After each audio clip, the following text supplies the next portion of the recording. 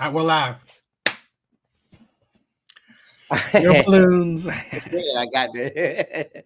I'm gonna figure out. I know I'm not. I'm never gonna turn it off. I'm gonna keep it It don't on. matter. It don't matter. It makes it fun. What's up, guys? So welcome to Devil's Advocate. Okay. Um, if you don't know, right? Since you probably don't know, I've created. I had another channel, right? It was supposed to be for whatever, but I figured I want to pretty much, at least for right now, right? Where my channel, my main channel, is growing. I want to put any lives I do on this other channel. So I named this other channel Devil's Advocate Live Stream. So any kind of live streams I do, I'm gonna put it on this channel. Then I'm just gonna cut it up or just repost it on the main channel. So that's what I'm going to do with that. Um. So, is there anything other news besides that one that you talked about before? I'm thinking real hard on it. There was that. There is. I mean, maybe we could talk about MCU a little bit. Oh, damn it, you do it. Okay, so here's the thing. Here's you did it. You did it. Okay, so here's kind of the structure of today's show. All right, let's go. We're going to. I mean, like I like to talk about men and women dynamic, right?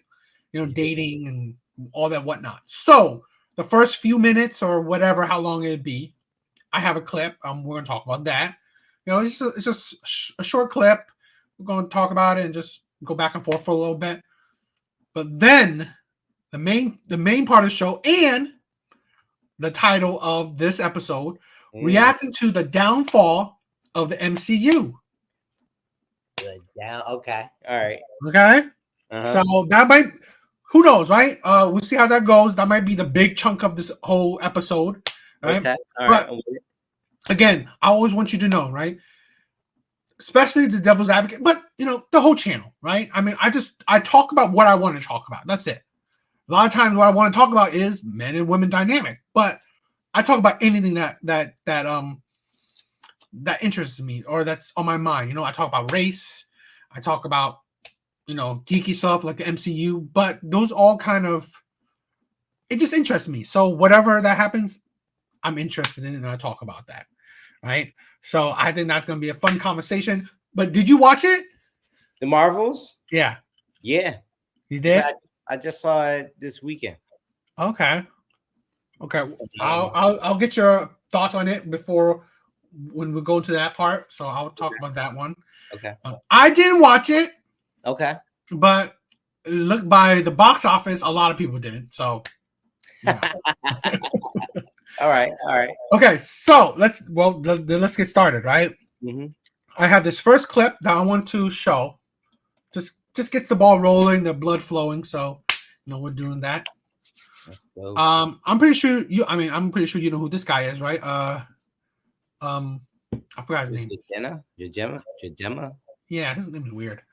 But yeah, kind of a R&B rapper, singer, whatever. Yeah. He hasn't been that influential or that big. Super popular, but but okay. Classic man. He talks about something about him being the bad boy, the player. Okay.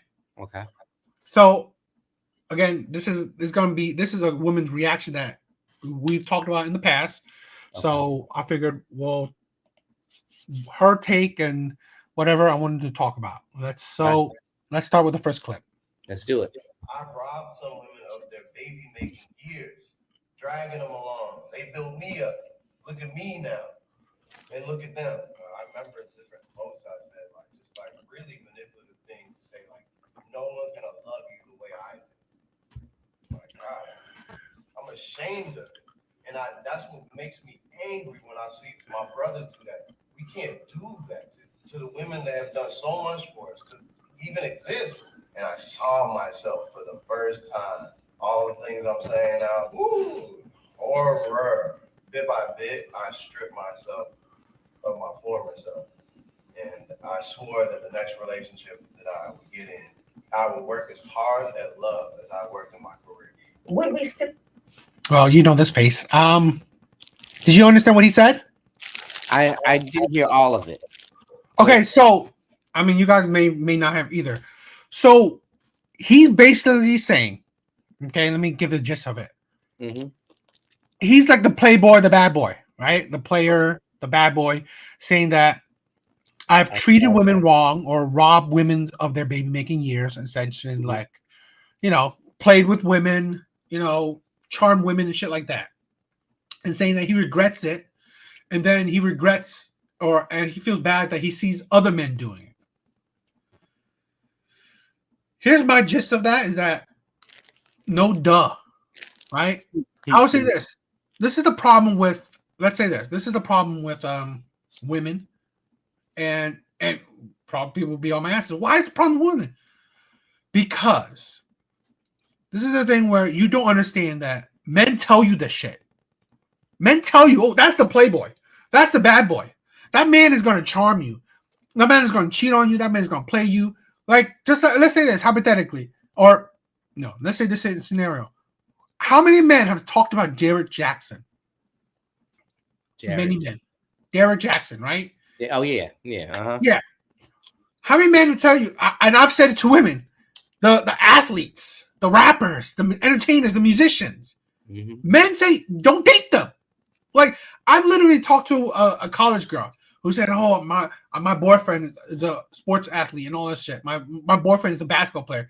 Awesome that you got a man that's like, shit like that. But let me forewarn you, those are men that have a high propensity. It's not like 100%, but they have a high propensity of cheating, of playing you.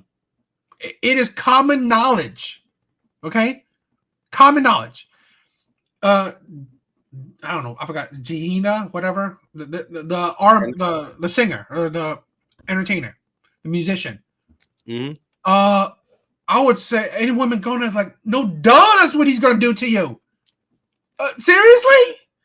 Like, let's cut out if he was the musician anyway. The man is decently good looking, right? Mm-hmm. I would say no duh. Again, it's not an automatic. It's not 100%, but you should not be surprised. Men have said this before. Sadly, okay, at least this is a good amount.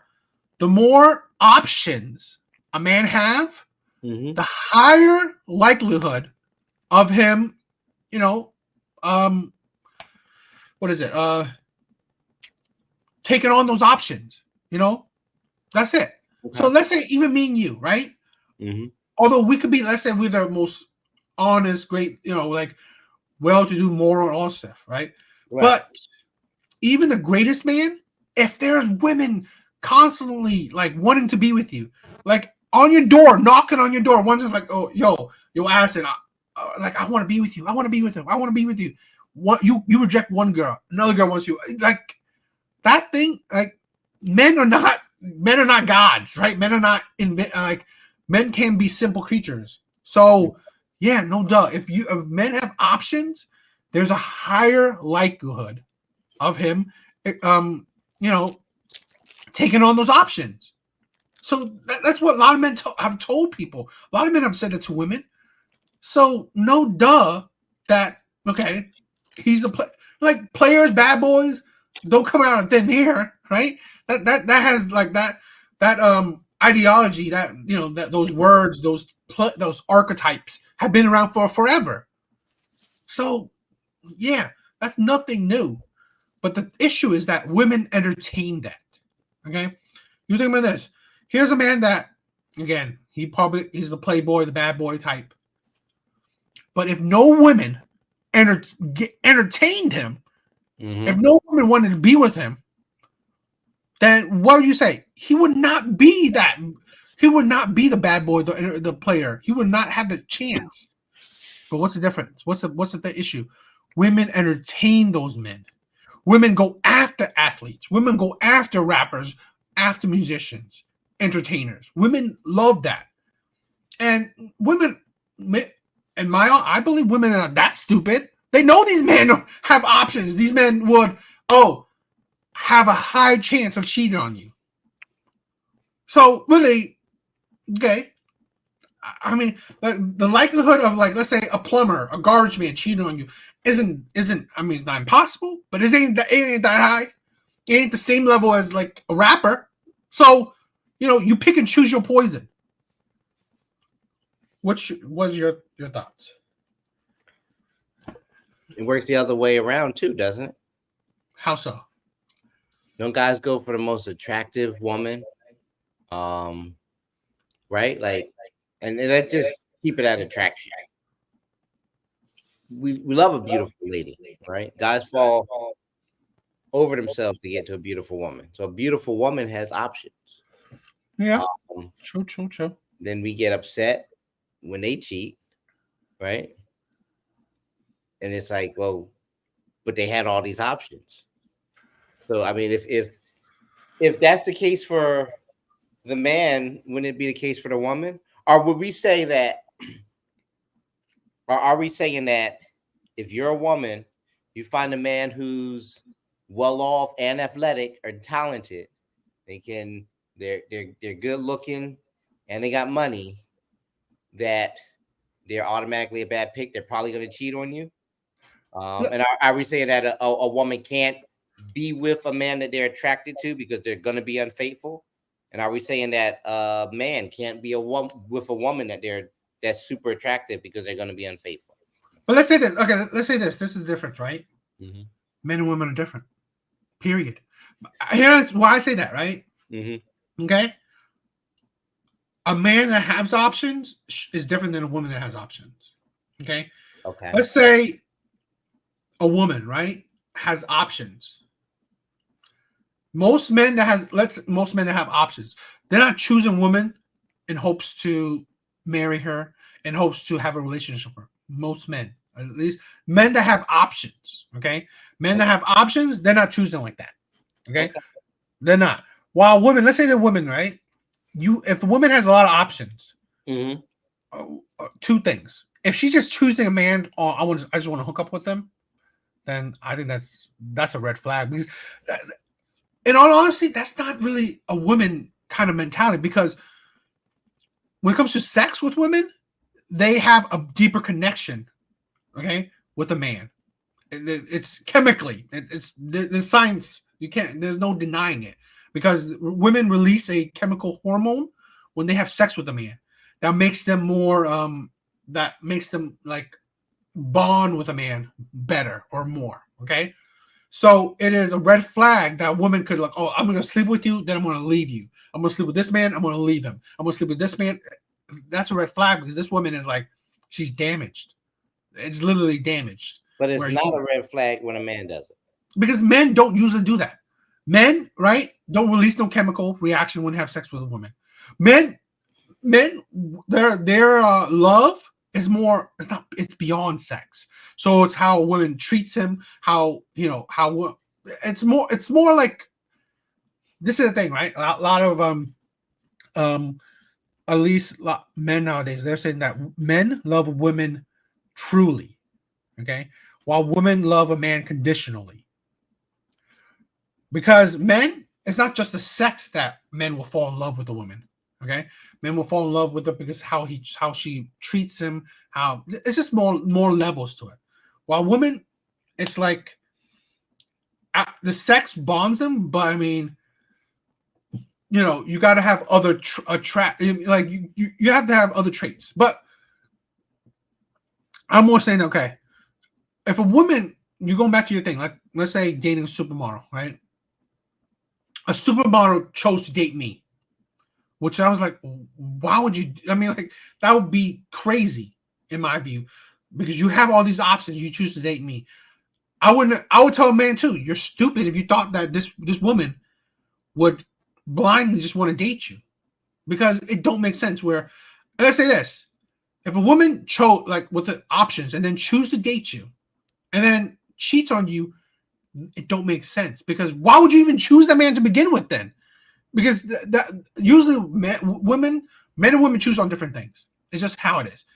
So if a woman is choosing on, because usually women choose men on so many attributes, like their height, their looks, what money they have, how they make them funny, or personality types, finances. The list can go on and on forever.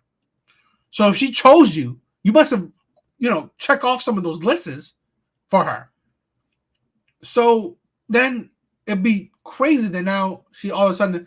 But my thing is like, okay, I said don't be surprised, because there will always be a man that checks more on that list. That's just how it is. So I wouldn't say that. Okay, yeah, it's probably the same thing on the other side, but it's a little bit. I see it's a little bit different in the sense that men can choose on the basic things. Usually, men have two categories, right? Where he thinks that this is women's just for fun, and this woman's for serious. I believe the musician Jahid, I forgot his name is weird. Jadema. Just chose women based on for fun. That's it. So it's weird that if a woman chose a man just for fun, that, in my opinion, she's mentally damaged. I mean, that's just it. All right. I think it's as big a red flag, no matter the gender. We're talking about how if you just said it earlier on. You said, yeah, we could have told you that man was going to cheat on you because he has so many options. If a man is sticking it in whoever and having his fun and having all kinds of sex, he's probably not someone you should settle down with, because he's probably not emotionally available. He's probably less interested in a commitment and more interested in having fun. And that's a sign that's a red flag, right? I think it's a red flag the other way too. I agree. But is it because like women don't naturally? Maybe maybe today it's different, right? But women, at least back in our day, don't naturally. Oh, I'm just having fun with a whole bunch of men. I think people like sex, and women do that all the time. And I just don't know if we should judge them worse than you judge a man. People do that, and I don't think it's okay. But I do think it's common both ways. Lori Harvey, and we give her so much grief because she done ran through the top tier men. And she keep going. I'll tell you this, like the next man that dates her, I was like, are you crazy? Yeah. You know this woman's a red flag, right? I mean, yes, I do agree with you, right? I agree with you when women, but this is the thing, right? Mm-hmm. In my opinion, right, and we've argued this to the cows come home, gender roles, masculinity and femininity. I honestly believe that's when a woman has crossed over to the masculinity side, where she's exuding masculine traits, just having sex with, just like racking up bodies. I think that's a masculine thing. You know, having no feelings that, wow, you just broke this man's heart. Oh, on to the next man to break heart. I mean, it's not a good thing if a guy does that though either. I never said no. This is not about good or bad. It's not good or bad. But I don't know about you. Being like I do like science and proof and shit like that. It is, biologically sound that men are made to spread their seeds. Men are made to, like just shoot out. Okay, men are made to just, have more than just one. It's just how it is, right? But biologically, yeah. Socially, we've changed it. I agree. I mean that I do see that socially we changed it, but biologically we do. So when women have mentally changed their kind of programming or whatever their nature, and then just go with so many different men. Yeah, I agree with you. Then yeah, that's no different than a man, because now you're just a man. Now you're like a man. So I don't know. I think, and we always come around to this a little bit, especially when we talk about gender. I have a religious background, so I don't think that men are made to have more than one. I think men have, and it's been for the worse, not the better. right? At least biblically, for a time, polygamy was allowed. There were examples of people in the Bible who had more than one Yeah. wife and they had concubines. And Yeah. also, it did not turn out good for them. They had trouble. They had all kinds of trouble because God made Adam and Eve and just gave Adam Eve, right? Like he didn't But give that got in trouble too. So I and mean, like well, you can name troubles. I mean, like you can name troubles all around. they both made big mistakes. But if you got one, and if one is hard enough, and one is enough You trouble, know what? I agree with you there. I do agree with you there. No, I mean I agree with you there. I'm not saying that. You know what? Where we are men like linked, where we understand each other. yeah, Where I'm not asking for tons of women because right, I have a hard time with one. yeah, right. I mean, I do agree. You know, I understand that. You know, Mhm.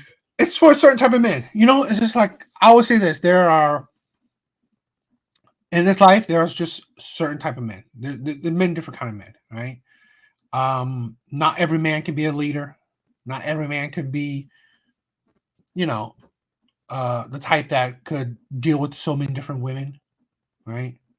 So it's just how it is. But this is where I always said that it's goes to back to women because women choose those type of men, right? It's just how it is. One of the things that maybe you agree with it or you don't. Women love men that have options. Women don't love men that exercise those options, right? But women love men with options, Yeah. right? They love the athletes. They love men that are rich. They love the pretty boys. They love the players, the bad boys. You know, you can see that. You can see what do women don't love? The geeks, the nerds, the outcasts. I mean, like you can name you know the type that women don't love. Okay, it is the men that have little to no options. Yeah. And I hear you. I don't think it's very different the other way around. That's all. That's what I don't because we don't talk like we want a woman with options, but we all want a beautiful woman. And what does a beautiful woman have? Right? Okay, I agree with you there. And it feels good, like because again, we don't want her to exercise those options, but we want to have the gorgeous one on our arm, and we want everybody to see it too. Like, yeah, look what I did. Like, hey, you know what I mean? Like, But let's say this, right? mm-hmm. When I said that men have two categories, right? The fun and the relationship type. Men know that when they go with relationship, they will trade down looks for relationship qualities. Men know that. Okay. Okay. Men are fine with that. Men will like, yeah, most men want, I want a 9. I want an 8. But you know what? I want to marry, so I'll get a fit. I get a 6 or a 5. Okay. So yeah, no doubt. Men would know that. But here, let's get this girl's reaction All right. and then finish it out. Don't get this confession if it wasn't for this particular sponsored post. If there wasn't a brand sponsoring this truth, would he be so forthcoming? These men know that you're looking for a man that's emotionally mature and emotionally available. And sometimes to get you, they'll pretend to be. They'll pretend to be healed. And the best way to convince you that they're a new and changed man is to confess to all their sins. But sometimes that's another part of their game. They just add a deeper layer to it. That's how they get the women who are attracted to healing, attracted to growth. The women in the comment section are proof that talking like this, oh, it works. There are so many women in the comment section of this post saying, like, wow, he really did the work. How do we know? Because he talks a good game. He talked a good game to those ladies. He just told you he's talked several women out of their childbearing years. Talking about in my next relationship. So you still ain't practicing what you preaching? Child, are we supposed to trust you? Like those other ladies did? You know who could have used this apology? The women that you wronged. I always said this. I think women are so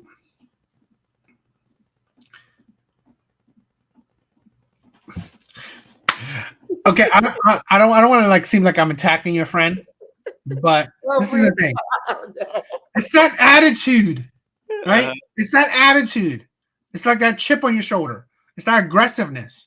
It's tiring. It's annoying. Okay. Did he? I mean, like, this is the thing, right? I always say this, right? Let's say, people in bad relationship, toxic relationship, terrible relationship, shit like that. Did the man really wrong you? Are you a child? Did you not chose to be with this man? Did you not? And here's the thing: I've talked to women. Did you not choose to ignore red flags? They've said yes. So, did he wrong you, or you just chose to deal with a bad man knowingly? This is the thing. This is the thing where here's the delusion of women. Okay, you chose this man. Here's maybe an extreme case, right? But there was a while back, right? A story, a woman who dealt with she was in an abusive relationship for maybe over 10 years. Over 10 years. Abusive relationship. She gave this man multiple children. Gave him multiple children. And he abused her consistently. There is a certain point where we are coddling victims. Okay? We are feeding victims, right? Their emotional validation. And this is a controversial opinion, but I honestly believe women thrive on victimhood. It's like it's a drug, a dopamine effect. Okay, the adrenaline, being a victim, having people sympathize with you, having the attention of victimhood, because it gets to a certain point, right? Mm-hmm. How I'm saying like this, right? And I heard that story where he was abusing her from year one.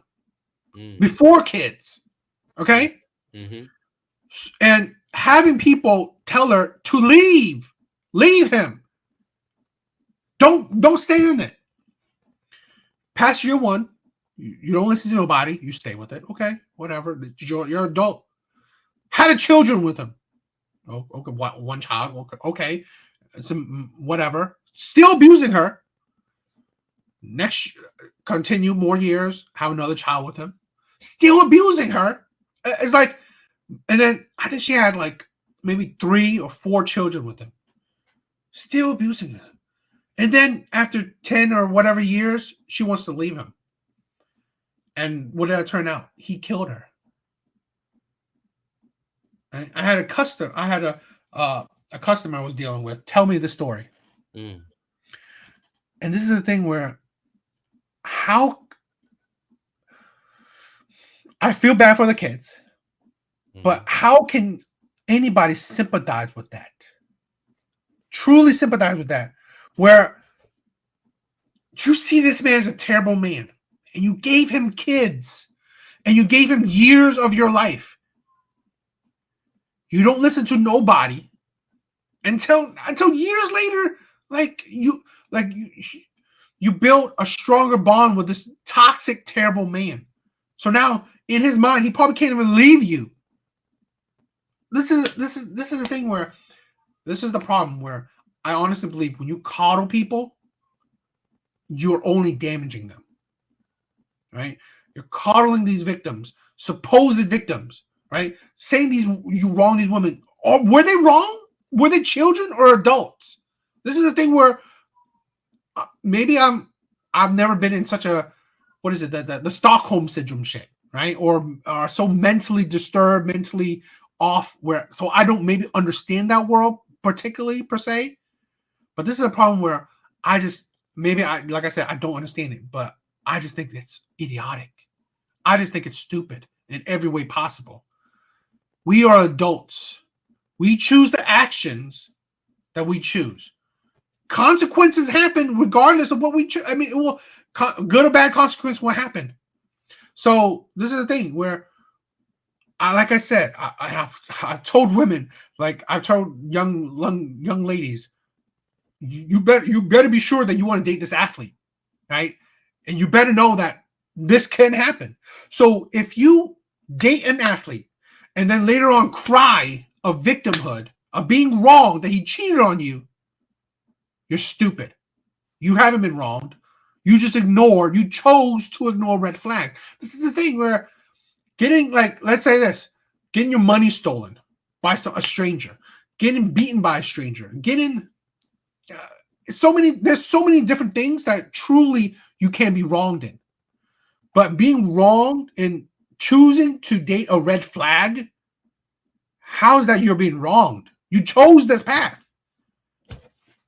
Imagine how many like good-looking athletic men might watch this and be like, "I'm not an a-hole." Like, Okay, but to be honest, I would say this. Let's say an athletic man watches this. I would say you gotta be stupid if you think that there's no stereotype that okay, there's a chance that people like you do cheat. I'm not saying I've had this argument before with a man saying like I don't say that they're cheaters. I'm saying that men that have options have a higher propensity to cheat or to exercise those options. No duh. There's logic in that. You can't argue that logic. Oh, like, no, they don't cheat. Really? Because there's constant stories of them cheating. But it's one thing to say there's a higher chance that they're cheat, and another thing to say you're stupid if you give them a shot. No. I wouldn't say that you're stupid that you give them a shot. I say you're stupid in being surprised that they cheated on you. I don't know. Because I would say you're an adult. Do what you want. This is the thing. Well, I'm not saying that you're stupid for doing what you want. No, you're not. You're an adult. You can and you're allowed to do what you want. The stupidity is that you're surprised, i.e., what we will talk about with the MCU. Disney is an idiot. Okay. But is that what you do? But I'll be excited to go into that. What I will say about the video clip we watched with and the lady's response to it, I'm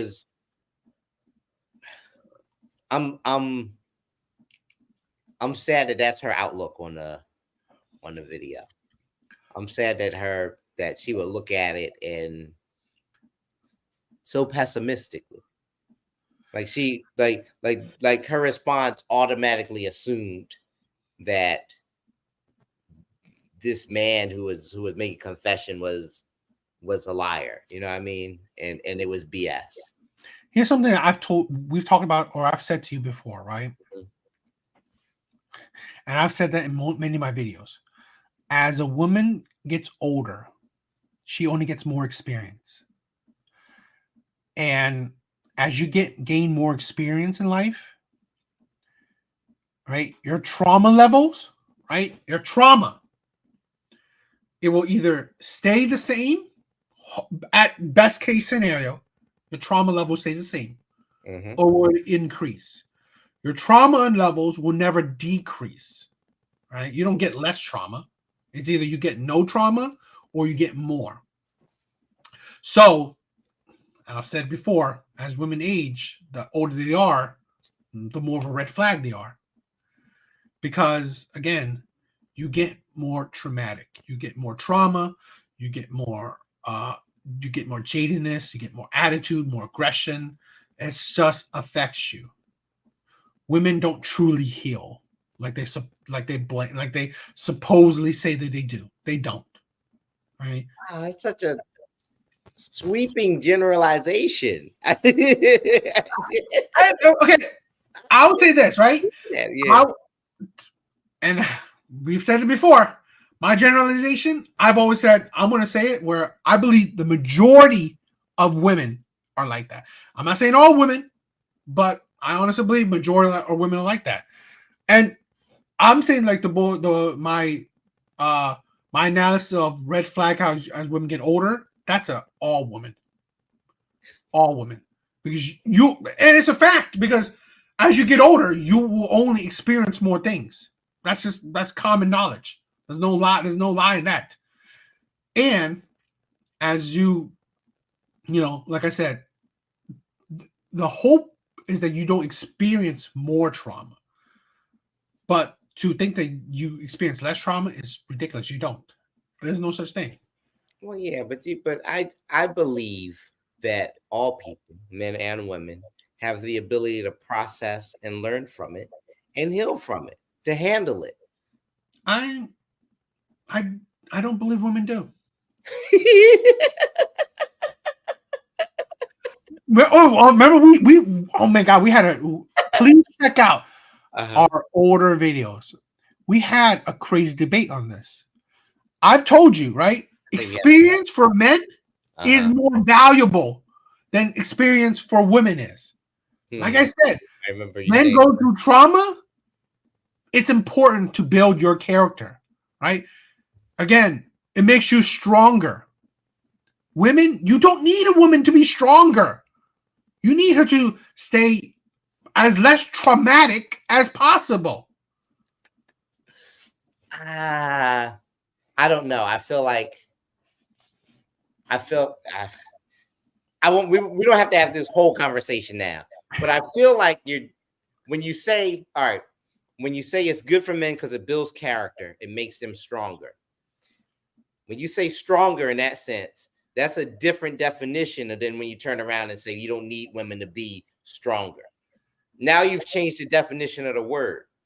Stronger doesn't necessarily mean more muscles. It doesn't necessarily mean more attitude. No, you're right. It means an ability to process and handle more.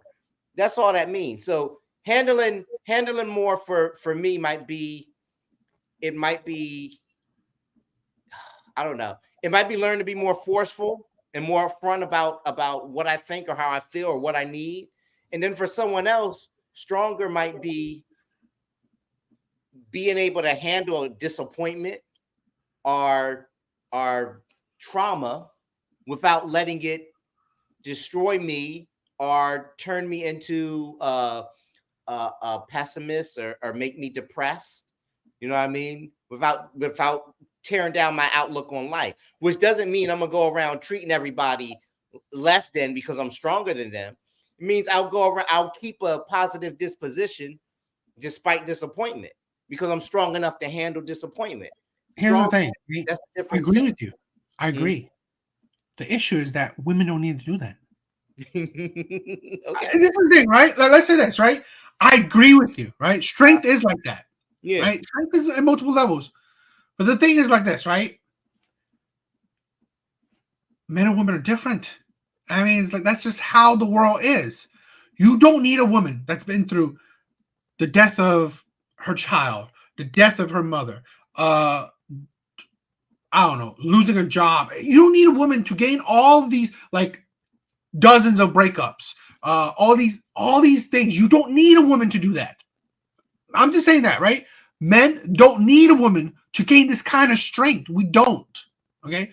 And it don't benefit a woman. It don't, because it makes her more grizzled. Just like the things you said, the aggressiveness or the in your like it makes a man what I honestly believe and what other men believe too, what into a man. It makes a man into a man. What it does to a woman, it makes a woman into a man. That's the thing. That strength is not needed because they've always said a man should be the woman's rock, should be the woman's support. So really, she doesn't need that. While a man, sad as it is, the double standard it is, doesn't necessarily have the same kind of support from a woman. So he doesn't need his woman to be his rock. He needs his woman to be his peace, but not his rock. Because a man's supposed to be that strength of that relationship. So, women nowadays, yes, they have that strength. They do. Because they've been through more shit. But men don't need women to do that. And actually, it's been a detriment to women and to men in the whole relationship dynamics. Because it makes women more aggressive, more harder to deal with. It's just how it is. I don't know that that's fair. Life isn't fair, my brother.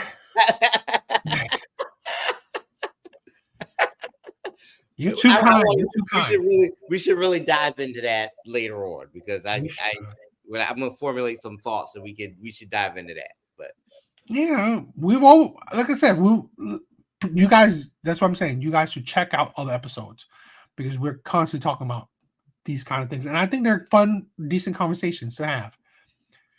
But so let's get into the bulk. I would believe the bulk of the episode: the destruction or the downfall of the MCU.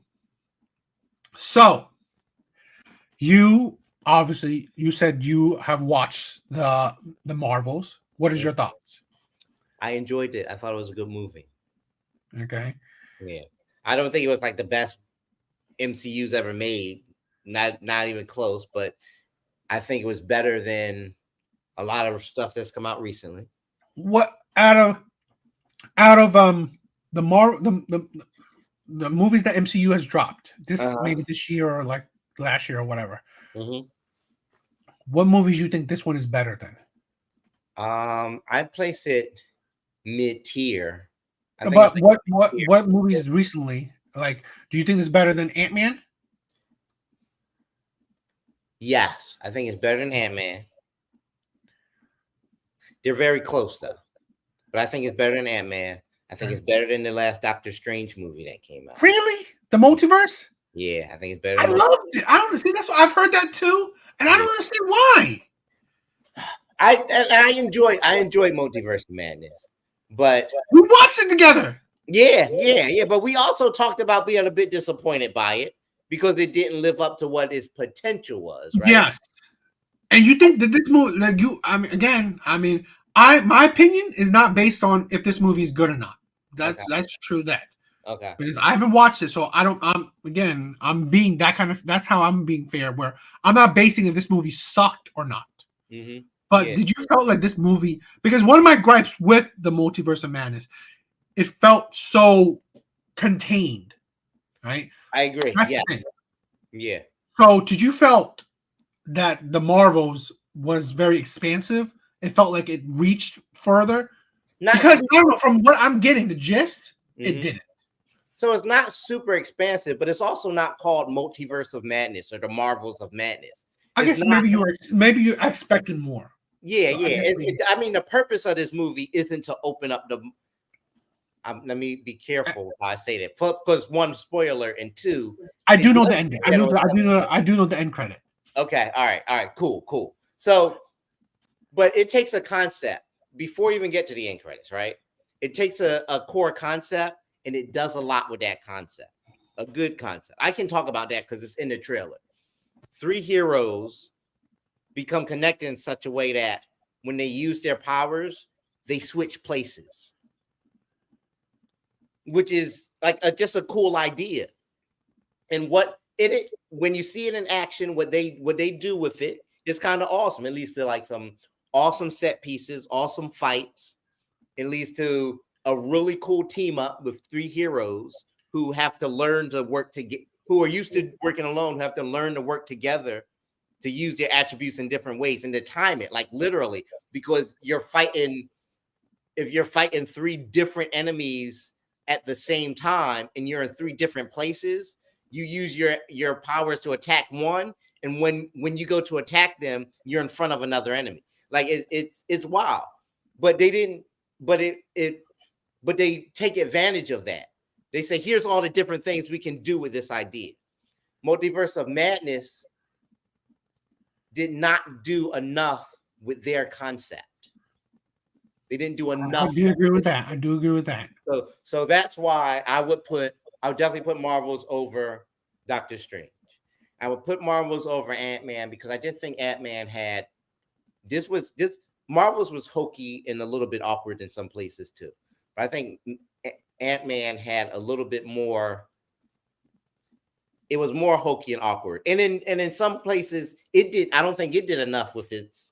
You know what? I think that's the model of Marvel movie right now. You're touching on it, where the core thing is just doesn't feel like enough. It's not enough, or it just didn't feel like it's doing much. No, I agree. As far as being expansive, it's not the first to try, but I think this is the first movie to kind of get it right. It took 3 heroes from 3 different franchises inside the multiverse and put them together, right? We were talking about how, hey, the TV shows don't have enough impact on the movies, which don't have enough impact on the next movies. This movie took a series over here and a series over here and a prequel movie and made them all have direct impact on each other.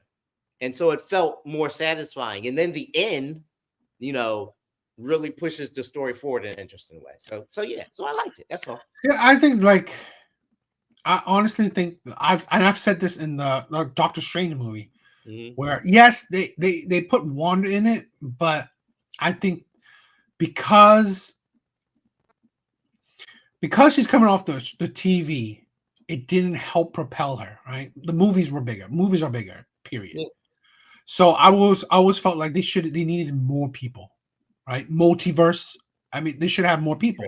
So that was a problem. I felt Spider-Man did better because they had Doctor Strange in it, because he came off the movie. Plus, they had the gimmick of all the heroes. That was amazing. That was awesome. That's what they need. That's what they needed to do with Doctor Strange, right? Yes. Or Absolutely. they should have expanded on the part where he was in the other universe. That should have been more expansive. But regardless, I think that's a big flaw of Marvel movies right now. Now, another big flaw, which is the Marvels. Here's my thing, right? Again, I'm not basing this off of if the movie's good or bad. That's not what I'm basing off of. I'm basing off of this movie's stupid. I did a video on this, right? I did a video on this before the Marvels came out. There was a creator talking about this movie before this movie was coming out had the potential to be the worst Marvel movie ever, the worst superhero movie ever, and we'll talk about it. It is. But I said this, right? We have 3 female leads in an action comic book movie. What are you gearing towards? Who are you gearing this towards? The audience for the Marvels was 65% men. So even 3 female leads couldn't even pull women in. So who are you doing this for? You do it for men. Men are not asking for 3 female leads. Men are not asking for that. Okay? And to be honest, yeah, I mean, when I saw the concept, right, in my view, and you said they executed well, awesome. But as an outsider looking at the trailer, I felt like it was needlessly complicated. The switching powers, because we barely know their power sets to begin with. So now you're switching it over. You're making things complicated instead of exploring their own powers their way. But now you're switching it up like, oh, they're going to have it's just how I saw the trailer. This isn't just my own view. It's just you made it complicated and you turned me off. That's how I went about it. Because it's like, okay, I don't great. I mean, that's not interesting to me. Plus, let's say this, right? I know who the villain is now, but I didn't know who the villain was before. So so your main drawing point is the 3 female leads. The Miss Marvel, I could care less about. I don't really like her. The Photon Girl, she was okay in WandaVision, but again, I didn't care about her either. Captain Marvel, I hate her. So really, it's like you have 3 female leads that most people could care less about. Miss Marvel was one of the least liked of the TV series. So really, and the Photon was barely in, or didn't make much of an impact, or whatever, in WandaVision. So this is the thing where, okay, you're gonna kick rocks for any man. I heard I don't know what you said, but I heard a lot of other critics saying Samuel Jackson was barely in the movie, or barely that important in the movie. So it's like, this is the thing where and the female villain is like, okay, you just made a movie, an action movie full of women. Great. It's like, this is the thing where, to be all, and listen, my own honesty, what I said is that I like my action movie with a male lead. I'm sex. Okay, you call me sexist. What people will do. Sexist. I like John Wick. I loved the Winter Soldiers, Captain America Winter Soldier. I love my action movies with male leads, or I love my action movie with you're putting girl power down my throat. There was Terminator, Alien, one female lead focused on her, right? It wasn't about girl power. But you know how much you feel like it's girl power in the movie that's practically all women? Directors, women. Most of the writers were women. Villain, heroes, women. It's like one side, Samuel Jackson, small role, practically the only male lead in the whole movie. So it's like, I get it. You want to empower women, but to be honest, right? Women didn't even want to see this movie. So really, going deeper. Captain Marvel movie. I mean, Captain Marvel books. We're comic book heads. Her series on all comic books don't even. This is the thing, right? Yes, you may like this movie, but I'm sorry, men in general are not dying for female, led actions, right? Or not like it's just so. You know what the alternative is, right? What? A world where all the leads in all the movies are men. But no, look at this, right? Captain America and the Winter Soldier. Scarlet Witch was a great part in the movie. Was she not? Yeah, I loved her in it. Yes, so I loved her in it too. Women are great as compliments. That's all. That's what you're saying. They can be compliments. They just can't be leads. Co-leads. She was a co-lead. She wasn't a co-lead. Okay, maybe she wasn't. Yeah. but like, look at this, right? Okay. Have you seen Charlize Theron, Old Guard? Yeah, I saw on Netflix. I like that movie. I did like it. Yeah. But it's the thing where this is the problem, right? Where I said it like this, right? We have so many other movies that have like first Black Panther. Okay, Shuri, she was fine. She was fine in it, but it's like the second Black Panther. It's all women. It's practically all women. But this is the thing. Okay, it's emotional. So I had problems with the second Black Panther, but it was not because there was a bunch of women in the movie. That's not why. My favorite part of the movie, they didn't have enough of. They didn't have enough women. They didn't have enough. Who's who's the beautiful older woman whose name I can't believe I'm drawing a blank on this. You want her? Like she's like they're not important. She's an amazing actress. She was the best part of That's not this is the thing, right? This is why I'm sorry, right? This is the thing where I'm saying like I'm not watching this to be an Oscar award winner. I'm watching this for good action, and it's like no. Here's what I think is wrong with men. This is a problem with men that they need to fix. Okay, our egos cannot be so sensitive that we have to see ourselves on screen. We're in everything. We're all over the place, but we have to see ourselves on screen. What we're in everything, huh? What are we in everything? What are we not in? Hold on. The leads in most action movies are who? The heroes in most action movies. Can I ask you, who's the audience for action movies? What? But no. That's hold on. Wait a minute. Who? Like this is the thing, right? A lot of men complain. How is a woman 5'6" taking down a man 6 foot and above? It's like, come on. Hold on. I got, first of all, funny story, and I think you were there for that. I got flipped by a 4-foot woman back in Temple. I'm sorry, Addison. You getting flipped is like, okay. I mean, it's like you're not. Seriously, man, a child would flip you. I'm just saying, like, listen. It's not. Hold on. I'm gonna run down great movies with female leads, right? Classics. Alien, you already said it. Terminator, right? Silence of the Lambs. Atomic Blonde. There's so many more. Jackie Brown. That's a Tarantino movie. Pam Grier's excellent in that. Pam Grier made a whole career being the lead. Kill Bill was amazing. Action heroic lead, exactly. Kill Bill, right? That whole franchise. There's many more. But this is different, right? The things you said, right? Uh-huh. Being a woman wasn't shoved down our throat. So Women power wasn't shoved down our throat. So I'll admit that first Captain Marvel movie did a lot of that, and the second one did too. No, it didn't. No, it didn't. It just showed a lot of women on screen. Okay, what was a great scene with a man? Huh? It's not about what's a great scene with a man. I don't need a great scene with a man. I need a good story with the characters. I don't need them. I heard the story was shitty.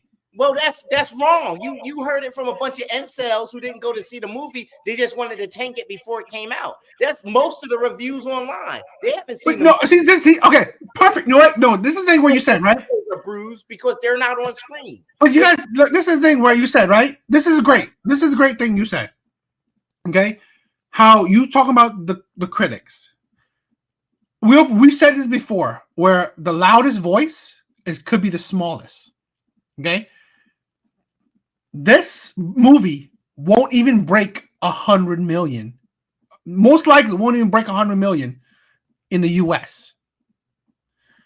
The incels are not the audience to do this.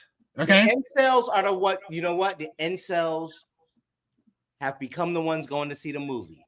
They're the same. The incels, the incels are Star Wars fans now, right? Star Wars fans, so many Star Wars fans became incels. But they're not the ones to make up the money like that. Yes, they do. They do watch the movies, but you got it. This is the thing, right? This is not gearing towards a larger audience. I told you this, right? I'm not no incel, but this movie did nothing to captivate me. Nothing. I looked at the trailer. Nothing about it really called to me. It was like I didn't see any action scenes in the trailer that really wow, that was amazing. Okay. I could name Captain Marvel and the Winter Soldier. I saw action scenes in the trailer that was amazing. Okay. I get it. This movie was full-blown special effects. That's nice and all.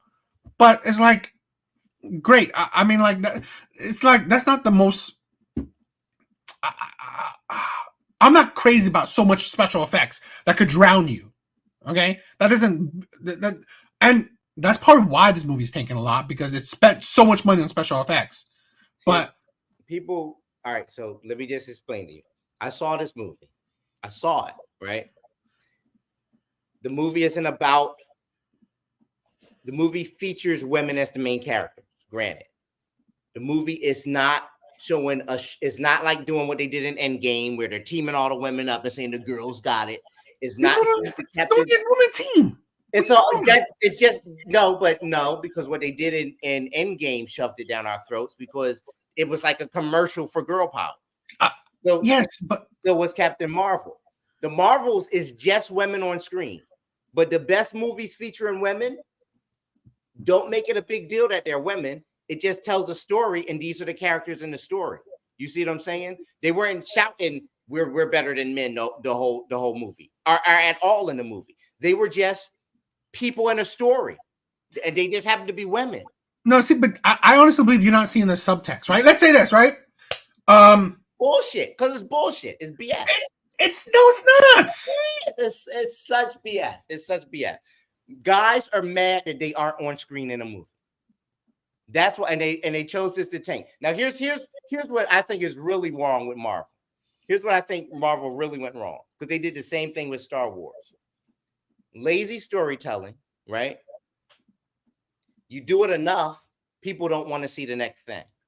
And in Star Wars, it's unfortunate because, I mean, they gave the black woman in Obi-Wan a lot of grief, and that was racist. But Obi-Wan wasn't that good of a series. And like the 2 series leading up to Obi-Wan wasn't that good. So the next series that came out after Obi-Wan, Andor, was a friggin' masterpiece. But it got poor ratings. Not because it was bad, and not because it featured a Latino lead, which had nothing to do with anything, because they don't even know what Latinos are in Star Wars. You know what I mean? It was brilliantly written. It was brilliantly directed. Every episode was captivating. They had awesome guest stars in it. Like every episode, it was great. But people didn't watch it because they had seen everything leading up to it and they stopped being interested in Star Wars. Okay, I can agree with that. Meanwhile, the small voice, the incels, were online blaming women for it all. But whatever, that's beside. I didn't hear no criticism of it, so I don't know. But then with Marvel, a lot of like lackadaisical or subpar storytelling I can agree. keeps you from being interested in the next thing. Now, I happen to think I don't think it's the best thing they've ever done, but I like the Marvels and I love Loki. But I do like Loki. I feel like Marvel storytelling is starting to pick up a little bit. There's a chance they could get better, but a lot of people have lost interest because they've tanked like 3 or 4 series and movies in a row that people aren't really interested in the next thing anymore. They sort of give up. So I think that's the real problem. Okay, no, I mean, I don't disagree.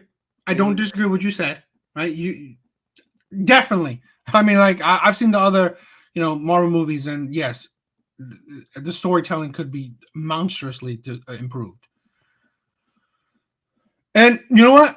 I don't disagree that probably like that is a big factor with the Marvels. I do agree with that. Yeah.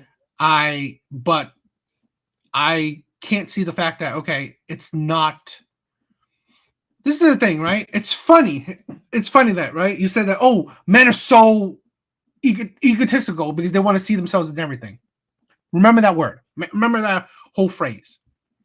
Because it's funny to say that in the year of diversity, in the year of representation. It's so funny It's not that if men want to see themselves on the silver screen, it's egotistical. But let's change the Little Mermaid. I'm going to show you something else too in a little bit. Let's change this person to a woman. Let's change this person to a black girl. Let's change this person to this. Let's change this and that. It's representation. It's representation that. It's representation out of the yin yang. With you, I completely disagree. Really? Yeah. Okay, educate me. Because all right, it's a difference here. All right, you got 2 kids, and you always give one a cookie. Every day you give one a cookie. Every day you got 2 kids, 1 cookie. Every day you give it to the same kid. Every day.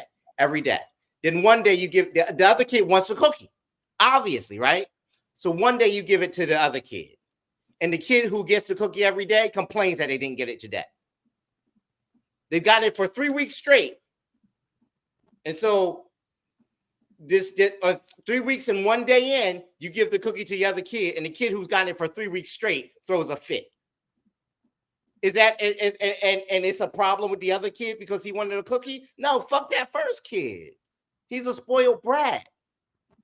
For years and years and years, all our heroes, all our Oscar winners, all our storytellers, white men, right?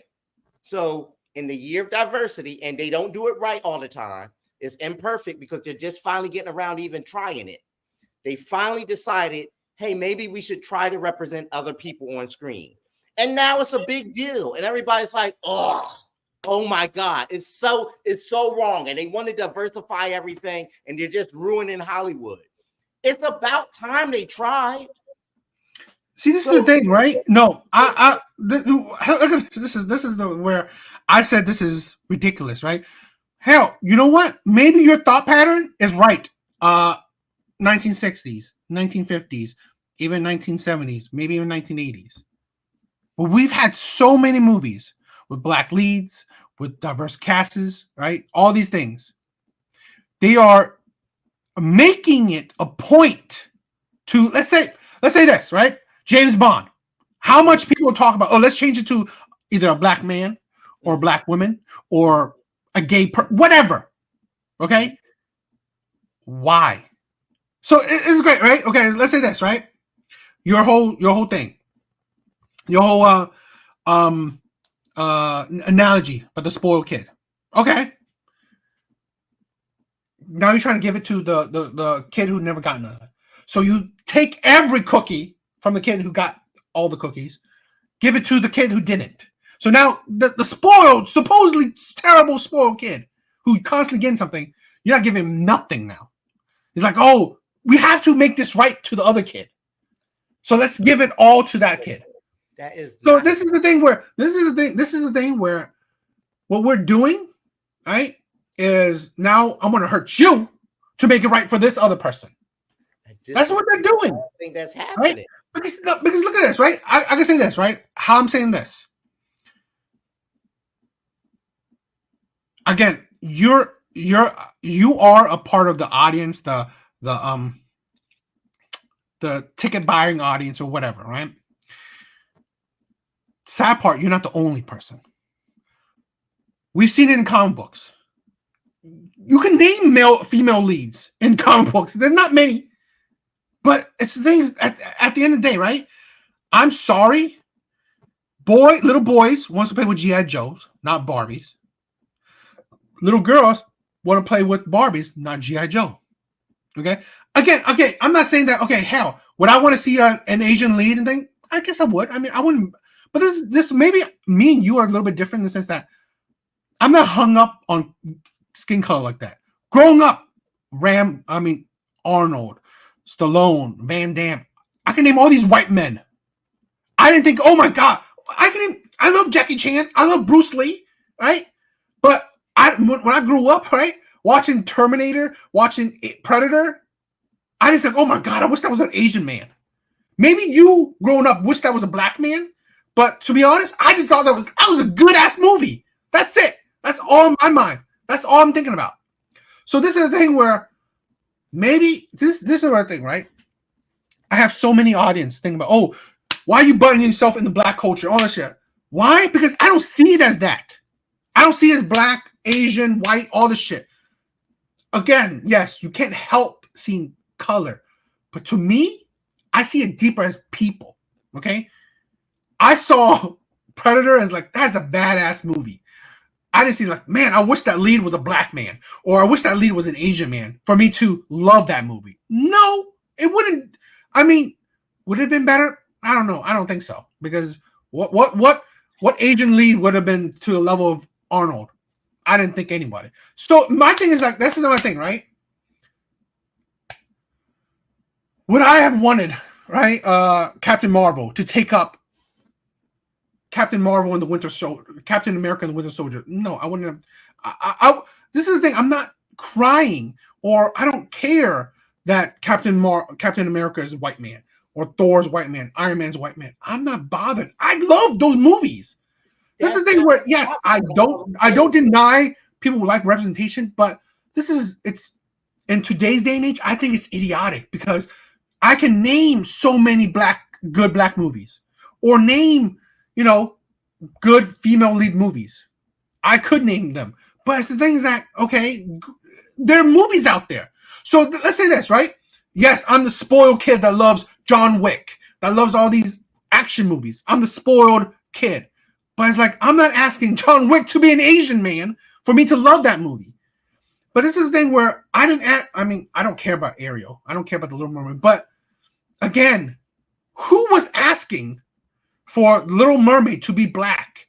Instead of, let's say this, why not make, what is it, the Princess and the Frog movie? The one, yeah, the one that was New Orleans. Make her into an actual movie. This is the thing where I think this is what we're doing, right? We are punishing one group so we can satisfy the other group.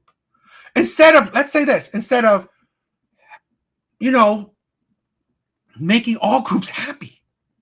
That's the thing where that's the problem. That's why I said, right? Honestly, right? We've seen so many movies like Captain. I mean, like we've seen so many movies that we don't have. Again, I'll go back to it. Captain America and the Winter Soldier. We didn't have women complaining about, there's not enough women in it.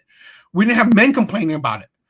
I honestly believe what would have helped the Marvels, right? And I'm not saying like, why not put some more? I mean, like, I'm not saying this is, yes, one of the biggest things you said was the storytelling. I honestly, hearing your argument, I think that was probably the biggest thing.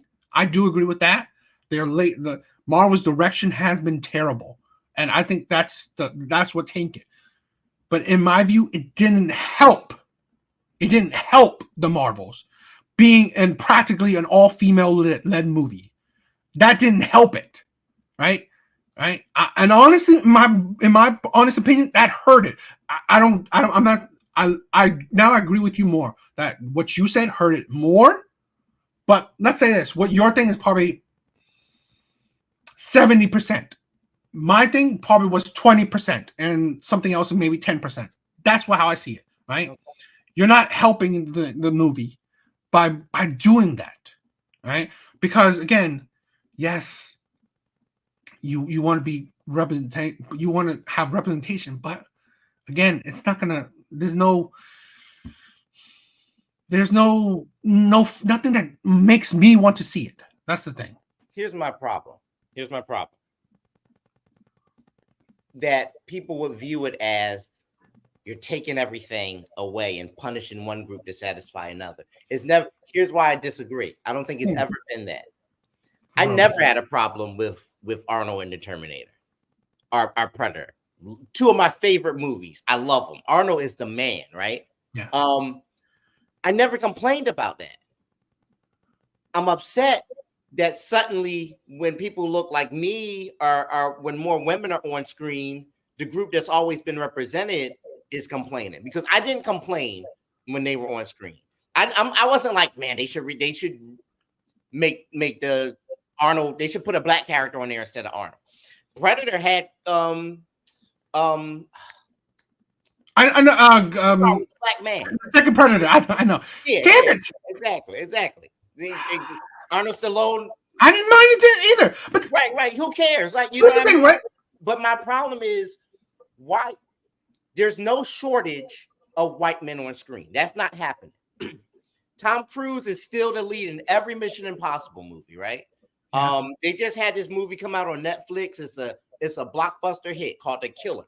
Michael Fassbender. I think this is the thing, right? No. Mm-hmm. I like then you're missing the point. I honestly say I'm not talking about white men. I'm talking about a man. That's my thing. They're on screen. Who? No. I'm talking about. See this. No, this is the thing. I'm not watching. This is the thing, right? There was there was this idea, this kind of thought process, right? That movies are so expensive. So let's say back a couple years ago, right?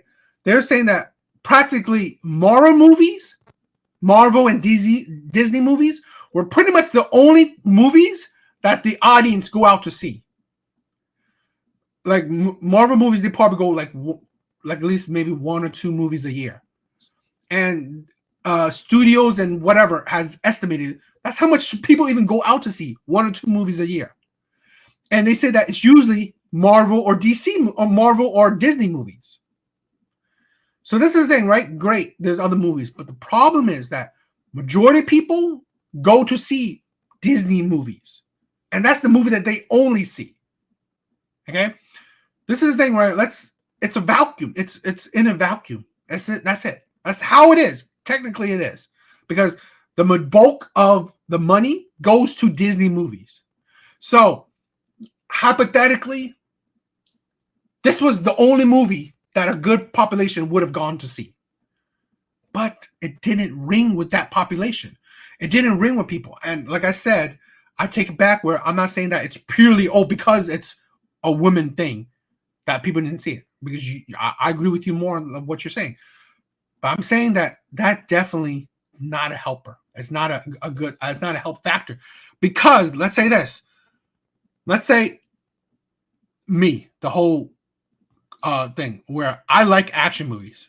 I want my action movies either fine. If it was a female lead, it better be so captivating that it wanted me to see it, i.e., like Alien or Terminator shit. I would agree that if Captain Marvel were a better movie, if it were a more well-written movie, more people would be excited about the Marvels. Captain Marvel, I think the biggest problem with the first Captain Marvel movie was it wasn't well written. And I know nobody liked Brie Larson Nobody liked her character. I know there was a lot about like her in the press and And you don't know. You know what? What would have? I think honestly, what would have helped balanced her out is good. I'm as much as you may like the other leads, but they're nobodies. Their characters weren't that special, and to be honest, it didn't captivate anybody. They should have added a cool, a really like. This is the thing, right? Where let's say where we're going back to the story with, let's say with Strange, Ant-Man, shit like that. You have such a wide range of characters. You should have added another superhero.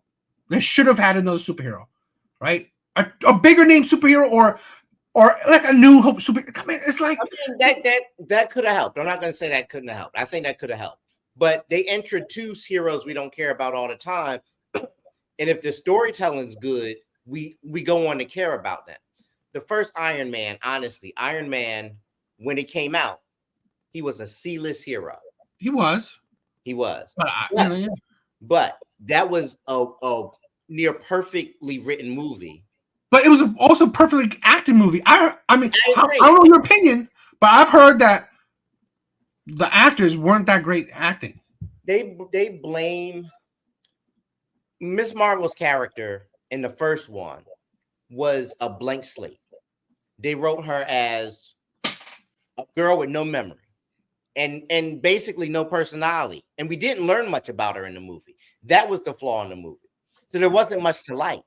There wasn't much to like. And you add on top of that, I'll agree with you, them pressing this girl power thing during the movie. And it was a complete flop. They didn't do that in this movie. And I'm telling, just take my word for it for now, because maybe you'll see it and think differently. But for now, I watched it. They didn't do that in this movie. They wrote her as a flawed character with stuff she needed to overcome, and she needed help to do that. And she wasn't so high and mighty about herself. In fact, she was really doubtful. And she was someone you could kind of get behind because you could root for her to overcome her challenges with help. But nobody's interested in seeing that because we saw the first Captain Marvel and was like, oh, I don't even like Captain Marvel now. So half the people aren't going to come out to see it anyway, right? They've already hurt themselves, and I do agree with that. It's a long road out. So I think that was the problem. I don't think she's a bad actress. I won't even say that. I know she's not a bad actress. Brie Larson's an award-winning actress, but you got to give an actor something to do. You know what I mean? The best actor in the world, if you give him a bad script. You know, I was wondering. Let's play this a little bit, right? One, I hate the whole. I hate the thing award-winning actress or award-winning people. Let's say that, right? I get it. Because like, does that really mean you're good? It's like, it means that you're good to the people who were voting for you. That's how I see that, right? A good actress or a good actor is that the majority of people see you as that. Okay, let's say, in my opinion, right? Robert Downey Jr. may never win an award in his life. I still think he's one of the best actors I've ever seen, in my opinion, and it's my opinion. But again, he's had a whole universe on his back, right? He pretty much carried the Marvel universe for a good chunk of time. So really, it's like he appealed to so many people. Absolutely. So to be honest, I put that more. This is why I was like, I always think award shit is just. Well, yeah, but even Robert Downey Jr. has been nominated for awards. No. I know. I'm just saying in general where the awards is, yes, I get it. It's pretty, you know, it's pretty on you saying award-winning actress, but to me, it don't hold a lot of credit. So I hear you, but I think it works the other way too. I mean, Brie Larson made her name in smaller movies, independent films that a lot of people haven't seen. Yeah. So to be honest, I can't credit her acting skills. So really, you may say it, but to be honest, the things I've seen her in, I think her acting is very subpar. I think people just don't like her personality. Well, I mean, of course, yeah. That's they haven't liked. That's also stupid too. That's you know, that's the thing, right? we go with that, right? That's the thing where everything leads to it. How I say girl power is that she's the type of person who does it. Why? Yes, maybe you say in the movie, I'll take your word for it, right? But what is it? What does it call it? The image or the Scott her off-screen image. No, just everything, right? The whole image of the movie, right? Mhm. Brie Larson, right? Mhm. 3 female leads, and then a female villain, and then like a small, practically cameo with Samuel. It's just all that, and then female writers. Like 70. He's not doing a lot. He's like, I get it. I'm not saying that. I'm just saying, like, fine. The only practically supposedly male lead in the movie is like I mean, like that's what I'm saying. This is what I'm saying, right? You're alienating people. Where great. You're alienating men. Say it right. You're not alienating people. Well, that's it. You think that's right, but like I said, 65% was 65 the audience. 65% of the audience was male. So really, women weren't even seeing it. So actually, you're wrong. I guess. There's no guess. That's the actual statistics. Huh? I'm stupid. I think a lot of men are stupid in this. I just told you, women didn't even watch it. That's fine, but all right. You can't blame. No, see, this is the thing, right? You do the exact same thing. Let's say this. You do the exact same thing that, let's say, the WNBA does. You blame your shit on men. Women didn't even go see it. Let's say this. I mean, I hear you. If you take away all the incel men, and you think women listen to incel men? They don't. So really, you're shitty by saying shit like that, because women didn't even go support this movie. And that's the problem, right? That's the problem. You think. I said it before. Who's the audience for this movie? Men.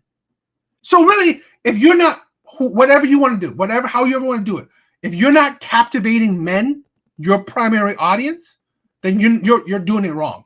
I don't care how you do it, right? Fine. Let's take away male lead or whatever. Still not captivating men. Only captivate them by putting men on screen. However you do it. Let's say this. Let's take it back. However you do it, you're not captivating men, right? Like I said, what your story or like what I'm saying. Yes, I think all this thing comes together, and you're not captivating men. But the issue is you're not even captivating women. When you have a full female-led whatever movie, you're not even captivating women. So really, it's shitty when you blame men, but women are not even going to watch it. And women are not listening to men critics. So that's not how it works. So really, that's you're misogynistic. Okay. All right. This is the thing. That's what I'm saying. Like, a lot of people are doing that. You blame men, but like WNBA, that shit, it sucks. Women don't even support that shit. This is the thing, right? Like, and here's the thing where we talk about Brie Larson, where Brie Larson and what is the director's name? Nia Costa. She's blaming men. They are targeting men, right? Saying men are terrible, men are misogynistic. Great. Women weren't even watching this movie. So this is the thing where you do the exact same thing as these women, but you don't. This is the thing, like a lot of the argument. If men didn't even go watch it, why weren't women watching it? So you want to alienate the men that would watch it, but you say you're crickets on the women that don't even bother to watch it. And yet, let's say this: the Barbie movie outperformed this movie by a mile, by hundreds of miles. Absolutely. What movie was that geared towards? Women. The main audience of that movie was women. So really, it's not like women can't push a movie to making, hundreds of millions. Of course they could. So really, your logic is like a woman, illogical. Okay, all right. Why did the Marvels alienate? But you're telling me it alienated men because men weren't on screen. No. I mean, I changed my tune a little bit. I said I changed my tune because you did. That's where you're making some logic. You're right with all the things Marvel's been doing.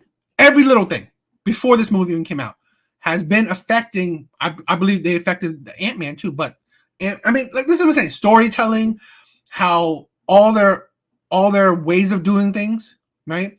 And now let's say this, right? The audience hate wokeness. They hate wokeness.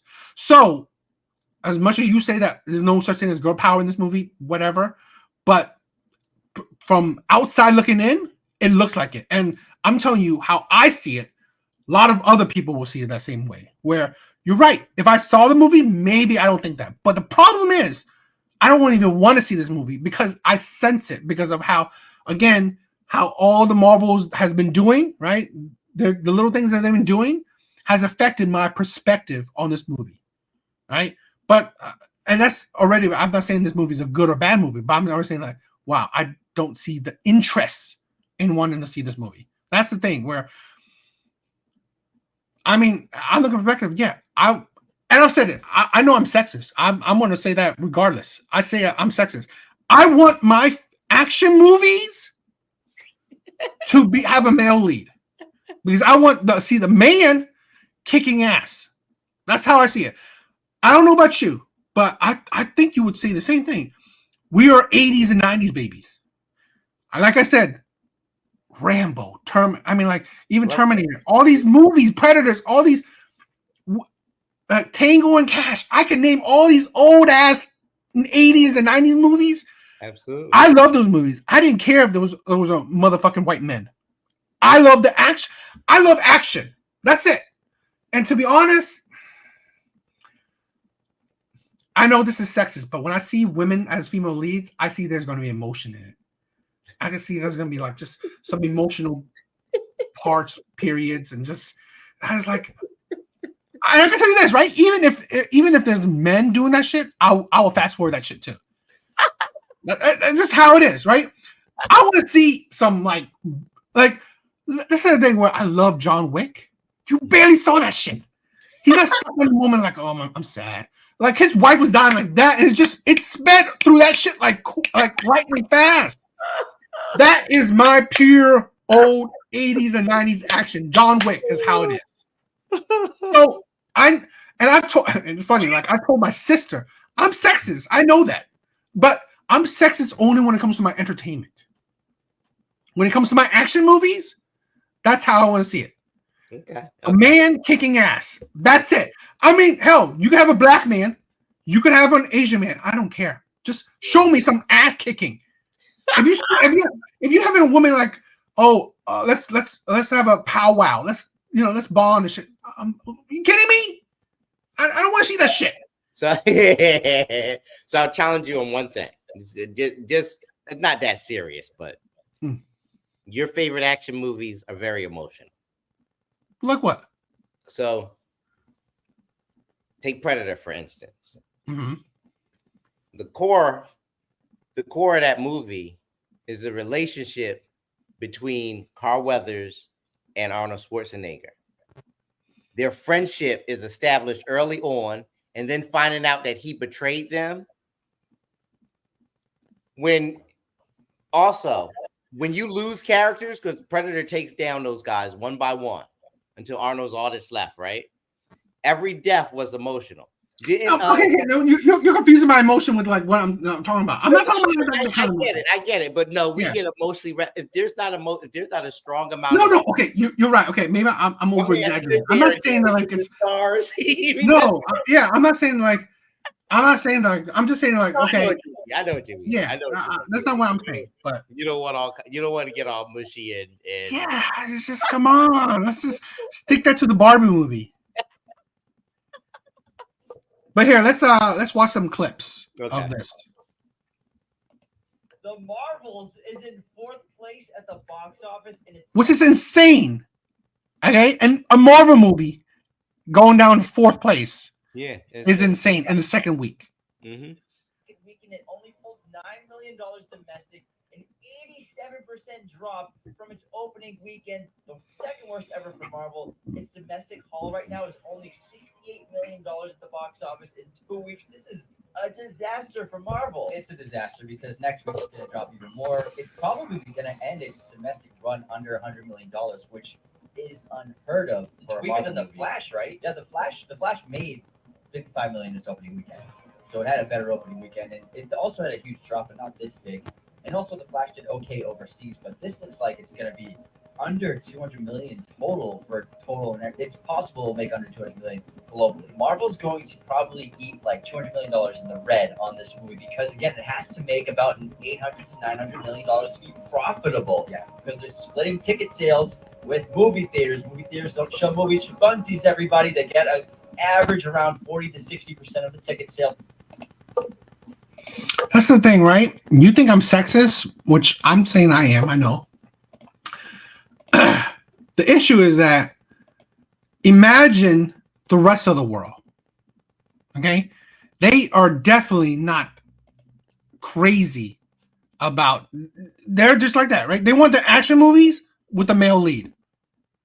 I honestly believe that because it's just the gender norms are very, it's ingrained in the rest of the world. That's it. This is how it is. So some of that would have prevented this movie from being a top seller no matter what. I agree. Yeah. But they're in a death spiral right now. And the only thing and so like their next movie would do worse.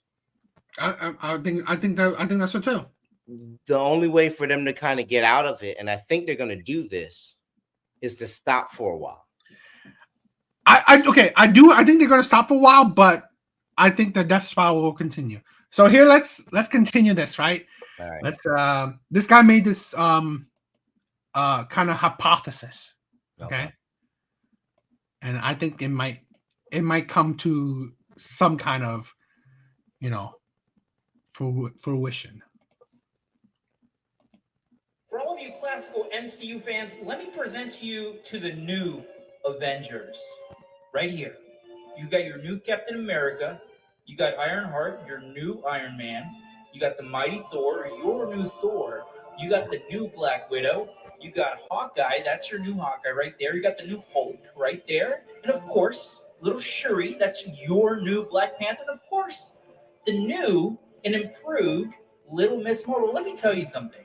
If you've seen the new Marvel's movie, you've seen what direction the MCU is going, what direction Disney is going. And let me tell you something. It's only going to get worse. Because again, this right here, this is your new MCU. This is it. If you've seen the Marvels, you saw the ending where Little Miss Marvel here, she teases that she's gonna bring the band back together, right? She meets with little Hawkeye over here. And this is what you're gonna get. Right here. I love you said little Hawkeye.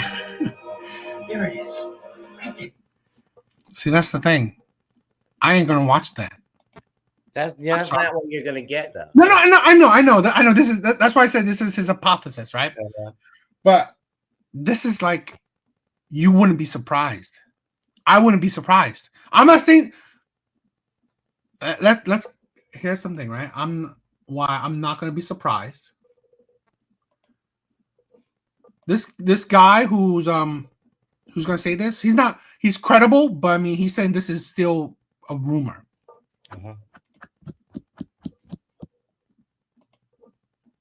I saw that. Silver Surfer will reportedly be a woman in Fantastic Four. According to insider Jeff Snyder, Marvel will reportedly change Silver Surfer to be a woman in the Fantastic Four reboot. This aligns with previous reports that the studio decided to gender swap one of Galactus' heralds. Fantastic Four is currently scheduled for a theatrical release on May 2nd, 2025. Okay, I'm going to say something that's 100% true.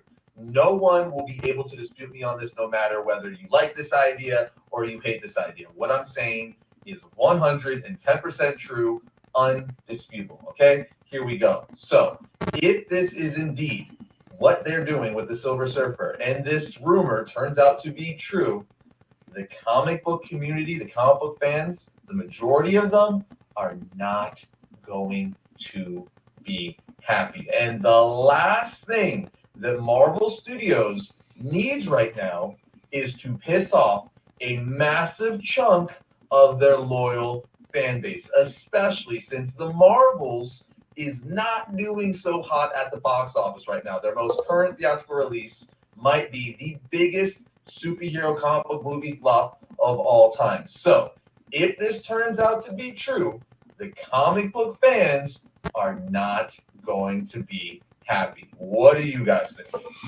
One of the things that I hate that you said, did you bring up incel? And I think that's disgusting and disrespectful. Here's my thing, right? This is a thing where let's look back at comic books itself. Men read that. Let's say there's titles, Miss Marvel, Captain Marvel, whatever, has had her comic books plenty of times. It doesn't sell. Men are not dying to read that. Women are not flocking to be the primary consumers of comic books. It's not incel men. It's just men. This is the thing where we're not insulting. Like, let's say this: the primary consumer of sports are men. That's just it.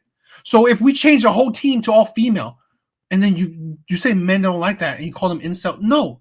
This is a thing where we don't understand. It's men has entertainment. Where I said that we're punishing one group so we can satisfy another group. And then when we punish that other group, we name call them, we insult them for being mad because we're punishing them. Okay? How I saw is that, okay, you made a movie, and I've been the biggest supporter of Marvel, right? Because I'm a diehard comic book fan. Okay? I love comic books, and I love the MCU. I've been the biggest MCU fanboy for a long time. Sadly, it's just recently kind of died down a lot. But that's the thing where they're not incels. They are people that love their entertainment. Okay, that's just pure and simple. There's insulting them is disgusting, in my opinion. You can do what you want, but this is the thing where people like they want to, like, let's say this, right? Because you could name the movies, right? Even Captain Marvel, those people who were supposedly incel went to watch it. All these other comic book movies, the incels are the ones who watched it. Okay, they're the one who's consuming it. They are the audience. At the end of the day, there are people who I'm putting myself as an example. This is my entertainment. This is what I use to escape the world. I enjoy these movies. I enjoy these comic books. Okay. Just like when a creator, let's say like any creator, right, change up the material, people have a right to be mad at it because they love this material, right? They have a right to be mad at it because they were the lover of it. They were the consumers of it. And I'm not saying about you, but what you said, plenty of other people. The director, Nia DaCosta, she does that. She said she insulted these people. You kidding me? You assault people that should be the consumers. If she goes online, right? All right, so the Marvel's tanked, right? I think it's because it was next in line to tank anyway because Marvel's been going that direction. That's beside the point. The Marvel's tanked. So I'm not calling all Marvel fans incel, but the Marvel's tanks, and you get online on Twitter under Nia DaCosta tweet, you tweet, women can't direct. Get these girls off screen. That's why Marvel sucks. That's not incel behavior because that's what she's responding to. That's what she sees. When she goes on her timeline, she doesn't see, like it would frustrate her, like it would frustrate any filmmaker to see people say, hey, I saw it. It wasn't a good movie. The story sucked. This, that, the third. They have a right to say their opinion. That's fine. I'm just saying it would suck, but that's fine. That's nothing. But that's the thing. But you got to think, right? Those people don't make or break your movie. I'm talking about when it gets ugly. Do you hear me? Like it's a big difference between saying this movie sucked or this actress was miscast or she did a poor job directing and saying women suck. She shouldn't. But we don't need black directors directing our movies. I don't need to see women in my comic book movies. Get them all screen. That's what's going on. Okay, no, I don't disagree with that. Okay, fine, I get that, right? When someone's like arguing with you online, and you call this man an incel, fine, whatever. But the issue is that, right? When you like Brie Larson has done it. It's like, oh, we tanked because of the incels. No, that's not it. You didn't tank because of misogynistic men. You didn't tank because of that. That's the thing where you don't understand, right? You're right.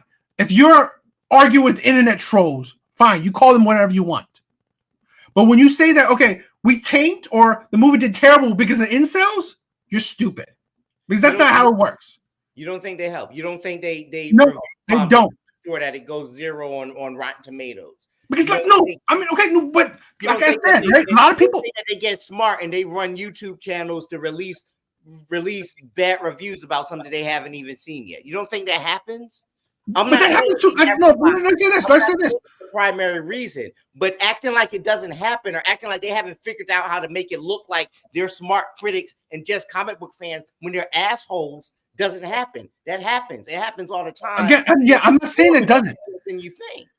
I'm not saying it doesn't. But like, let's say this. Even the Barbie movie, there were men hating on that shit a lot. There were men constantly. Men who wanted to see that movie. I'm saying, like, right? Yes, movies get hate. Movies get the Rotten Tomato, all this shit. I don't disagree with it. I don't disagree with that.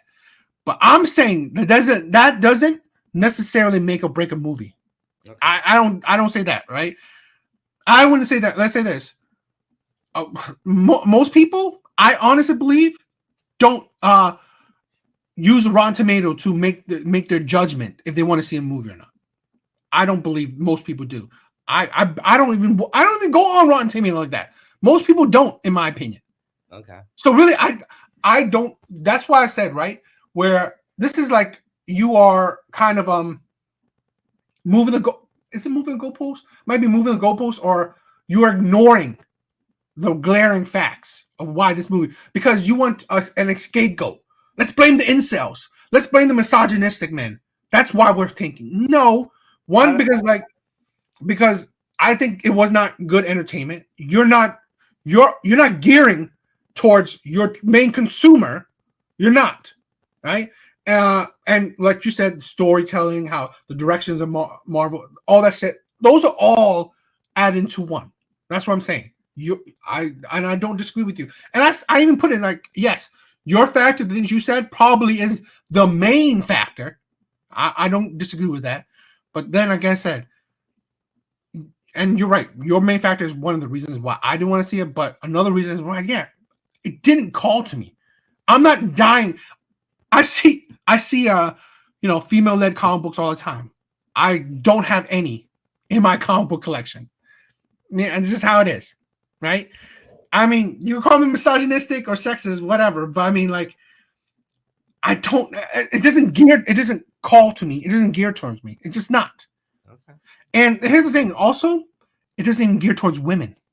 That's the issue, right? That's the problem. We have many female writers, comic book writers, female. We have many of that, but it doesn't even gear towards women.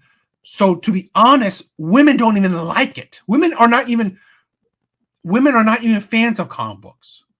Women are barely fans of comic book movies as is. Okay, it's just how it is. So really, I'm sorry. Maybe men are being sexist when it comes to their action movies, but I don't see flaw. I don't see anything wrong in it.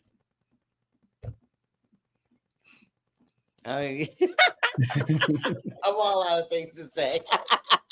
But here, let's continue this, right? Where I think this is an interesting.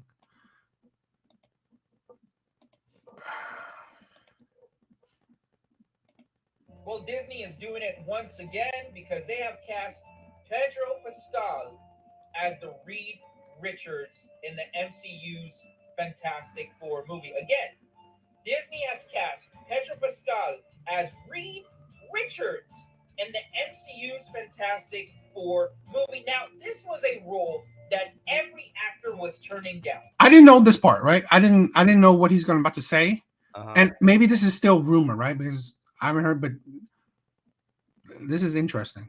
No actor wanted to play Reed Richards, and it is for this reason right here.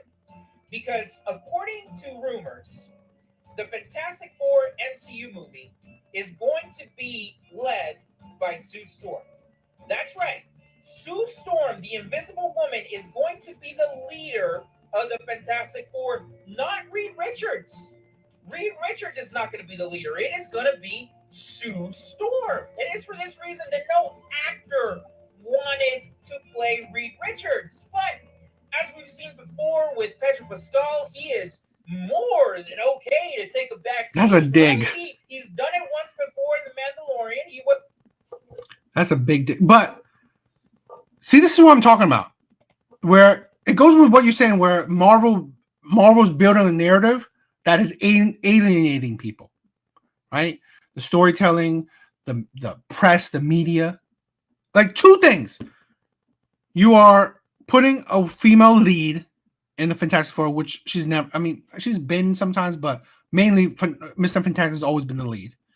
You're possibly changing the sex of Silver Surfer. And he's my second favorite comic book hero. So they're pissing on my favorite hero. So hold on. Big question first. I see where we're going. How in the Marvel Cinematic Universe, how many heroes so far have they changed the sex of? I mean, they haven't. Or right. Technically, right. I guess Black Panther's now, but I mean, right. But even in the comic books, at some point, Shuri became the Black Panther. She probably won't stay the Black Panther because they hint that there's another T'Challa. And remember, Chadwick Boseman died, so that was extreme circumstances, right? I don't know if we get into that because I really wish that they just recast them. You know what? We could talk about that because I wouldn't have been against it, honestly. But that might be one. I mean, I'm biasing this. I'm buying this because you're sex changing the one character that I really like. So maybe I'm biasing it. Because I really love Silver Surfer. But here's the point I'm getting at. Uh-huh. The press around everything come out of Marvel now sucks. And we all want to know about it. And it all sucks. But the truth about movies is most of them go through a million changes before they get to the final product. Yeah, you're right. That's why I'm not. There's a rumor now to stuff that hasn't happened yet. But this is probably go to what you're talking about, right? Where all these little things before a movie out is what is affecting the fans. That's why I said I agree with you more, right? Yeah. Where all these things, it's already even before the Marvels came out, I've already checked out. So that's right. Yes, I said I'll go with you, right? Whether you like the news or not, all these little things, right? You're learning about all these things. The trailer, nothing has made a person want to go watch it. No. So that's why I said I take back what my thing is like. Yes, it's not completely because of wokeness, but that's one of the things where now we're getting all these little tidbits, and now, Fantastic Four, I definitely don't want to see. I mean, unless the trailer blows my mind, which I'm right now as a beginning, I doubt it because of all these news, right? But yeah, I think that's a lot of fans, and this is where.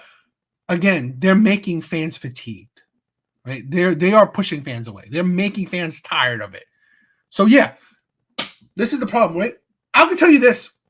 I don't know.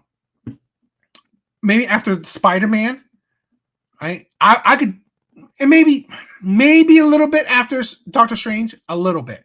I would say there is no superhero fatigue, right? People still want to see it, but Marvel has changed that narrative. Because they have now induced fatigue. Yeah. Right? Yeah. And that's the issue where they have made terrible TV shows. I mean, I've liked practically none. I mean, maybe one or two. And now movies after movies are just terrible. So this is the thing where it's just like, and this is why I said, this is the downfall of the MCU. I mean, it's like, I can't imagine what they will do next that will bring people back, because I honestly believe there's nothing. I don't believe it, because look at this, right? There's rumors, and I think it's not rumors, right? That they're pretty much going to scrap the whole Kane thing. Yeah, there are rumors, and it's like go in different directions. But then it's just ridiculous. Then it's like, what's the point? Then it's like, Said all this, yeah. it's like, okay, what? I mean, if you scrap Kang thing, are you going to stick with the multiverse? Because that was their thing. I heard that they might even scrap the whole multiverse shit. So really, it's like you're just pretty much doing a DC shit, and now that's also pretty much alienating fans. Really, now you are at DC level. So really, that's why I'm like, I don't even care about. And let me tell you this, right? My sister is she's not a comic book head, but she's an avid MCU fan, and she has not seen any of these movies after Doctor Strange. So, and she's a woman. I mean, like, this is the thing. She's a woman who's watched practically most of the DC, most of the Marvel movies, and she's not been interested in any of it. None of the TV shows, and none of the recent movies. So, and she's not listening to incels, right, to judge it, but she saw nothing that interests her in any of this stuff, and and that goes to back what you're saying, right? Where the storytelling, the whole narrative, and all this shit, nothing about it is interesting to people now, right? And I think that you stick Loki on the TV shows. I think after the first, it's been kind of a flaw. Let me say this, right? It just popped in my head. What would have brought Ant-Man to the next level? And maybe I'm wrong in it, but to a level that's close to an Avengers, if Loki was in it. I 100% agree. If imagine it, I would be like, oh, okay, we in this now. I was so that has upset me about, like, cross these things over. They're all one. And that's the thing. That's the fact, right? Maybe I would even watch the Marvels, which is blasphemy to me. If you have done shit like that, right? Where why not? Okay, now I have the Ant-Man and the King. This is the thing where I get it. Here's the spoiler. The spoiler, right? I know the ending, right? The whole X-Men stuff. I get it. But they should have added like Ant-Man should have been in this movie. This is the thing where it's progressing. Ant-Man, King should have been in this thing or something like the story. This is what I'm saying. That, in my opinion, would have balanced out the. I would have what would I say? Like, oh, there's no male. I mean, have Paul Rudd in this. I would have made Jonathan Majors in it. I don't know. It's just that would have been. I honestly believe you are building the next major events. Yeah. Because what is that theme? And I didn't feel like this is like again what we talked about with the Doctor Strange. It didn't feel like it impacted the universe that much. Yeah. And that's the thing where you're. I mean, this is the Marvel's downfall, and they're just continuously doing that. It's not a problem of like getting rid of Kang. It's that you're not making it good enough. You're not making it special. Yeah. Right? Why isn't Kang? See, this is the thing, right? You saw Thanos in practically every end scene. Why wasn't he in the end scene of this thing? To build that universe, to build that shit. Honestly, after Doctor Strange, everything should have been about a multiverse. That would have built the whole idea to. I thought that's what we were gonna get, and like I thought that too. And I was like, no, see, after Spider-Man, everything should have been like that. Yeah, exactly. But like, that's what they were there. I was like, there should be incursions everywhere. Everybody should be dealing with more and more. Exactly. Until, you know what I mean? But now, in their defense, I think it is starting to get really difficult for them to keep and pay the actors they need to do this. I think that's ridiculous. So, well, here's what I'll say. Robert Downey Jr. was done. And I get it, 10-year run, right? I don't think there's enough money. I don't think there's enough money in the world to get Chris Evans to be Captain America again, because he was tired of the role. He was not that it was bad or not fun, but he's like, listen, those workouts are hard. I don't want to do that, right? He's I mean, publicly has said that. Like, this is really difficult. Plus, he just wants to do different stuff. He's directing Yeah. things now. He's showing up in other stuff.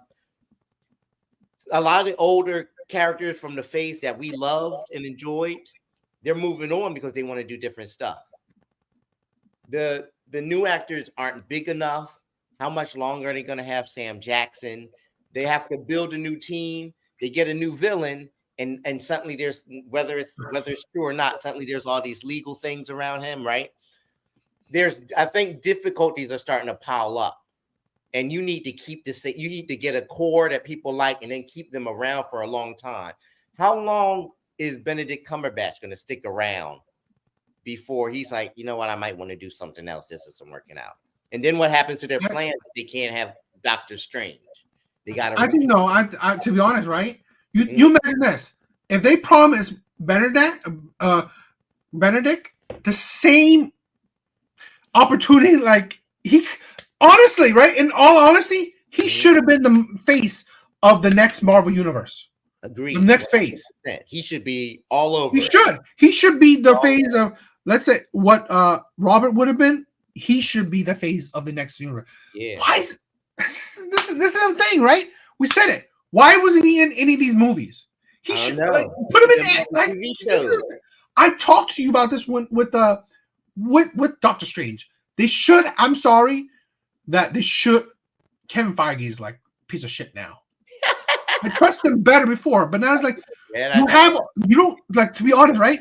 You're not paying these actors the same level as you're paying the big three, right? You're not paying them the same as Evans, Robert.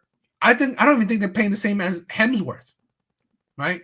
I don't even think they're paying him as the other actors at that same level. I don't think so, at least not yet. But Paul Rudd, he could have been in this. I mean, they're probably not paying him that much. He could have co-starred in this one, or what? It's just that's what I'm saying. Like, you could have put them so much more. You're not capitalizing on your. I mean, you think, right? These characters, you don't know them enough. This is the thing where the next phase should have been building them more. Here's the thing, right? Although I'm not a fan, I don't think it made me watch it. But why wasn't Shuri in this thing? That's the thing where I'm saying, like, okay, if I was the lead of if I was Kevin Feige, okay, as much as the fans are hating it, let's build it. Let's make this special. Honestly, like, I get the whole cohesiveness, right, with those people, but the issue is that you're adding new characters that have no basis, and you already have other characters like, let's say, Shuri, that really has no fan base. That has no. Paul Rudd barely has a fan base, right? Even though he's been in a few movies, Avengers, the Avengers, he was a kind of a pivotal part, but he didn't have that much screen time or that much of an impact. So really, you still need to build it. This is the thing, right? These characters still need more screen time. That's the point, okay? And they didn't do it. Hell, why not? As much as I hate it, why not She-Hulk? This is the thing, right? Why not She-Hulk in this? Why not just? You have so many other characters that you should continuously prop up. Yeah, and that's the problem where I said with Marvel, and they. Why was it? It's just I could continuously say names. These names, why aren't they continuously in it? You're ignoring these other characters. So, in all honesty, after Spider-Man, every movie seems so small. I agree. It seems so small, and the thing is, inconsequential. They are not important to watch. That's the thing, right? They're not, because none of these movies are building to anything now. We don't know what these movies are building to. Especially now you just got rid of Kang. You're supposed to be big bad. Who knows what direction this movie is going towards? So, yeah, that's why, like I said, I honestly believe the leadership has fallen. And in my opinion, Kevin Feige has become so woke because, like, if you hear the things about him, he's like, oh, I want I want more female leads. Like he said that there's going to be more female leads than ever. Why? It don't make like why you make. So this is the thing. Why make it a point? That's the thing. He's like, I'm going to make more. I'm going to put more female heroes on this. Why? Who asked for that? Just make good movies. That's it. Right? Just make good movies. No, I'm going to make it a point. This is why I said that's one of the things why it turned me off to the Marvels, because it felt like an agenda. That's why I think as girl power, my mind as girl power is, it feels like an agenda.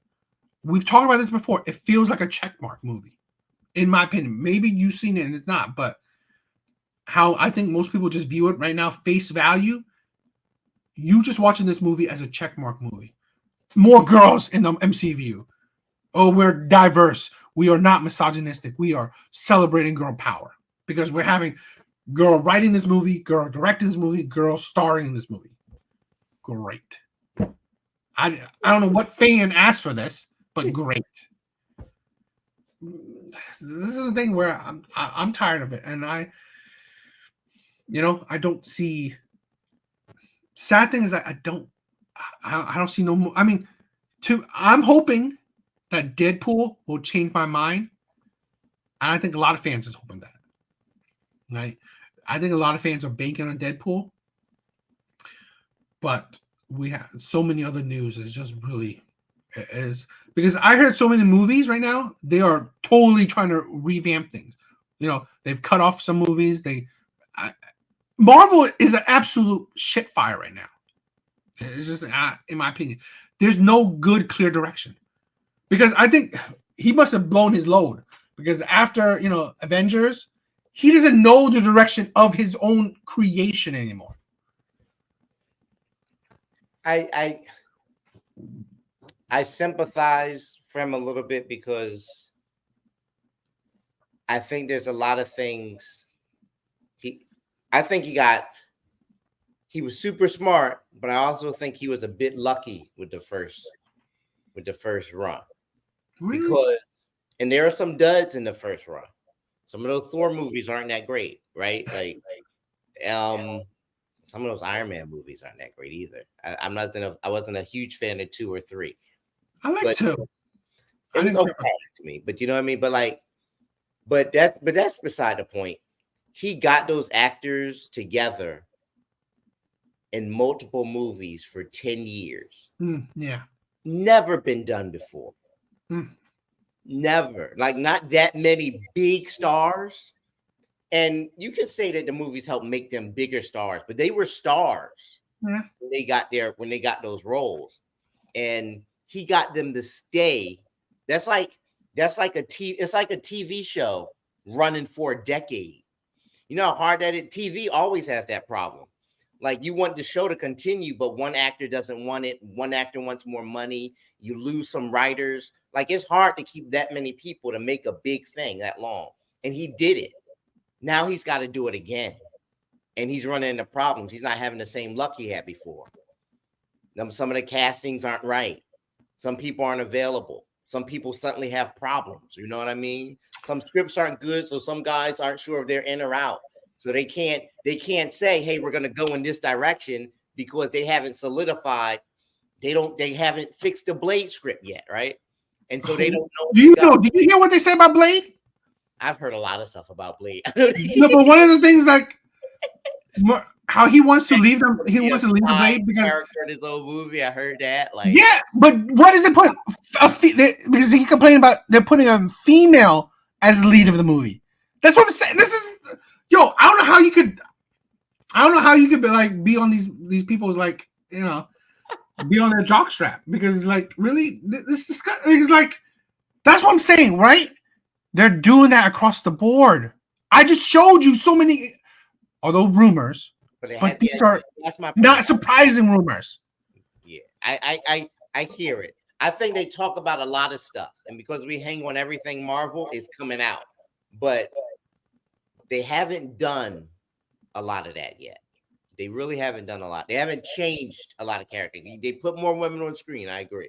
Of course they have, but they haven't changed heroes. They haven't made. Well, I'll say this, right? Uh-huh. It's still slow. I agree, but I honestly believe they have. You've seen the trickle of it, right? You've seen She-Hulk. You've seen Black Panther. Now the Marvels. Uh, You're gonna get a man Black Panther again. The Lady Thor is it's a.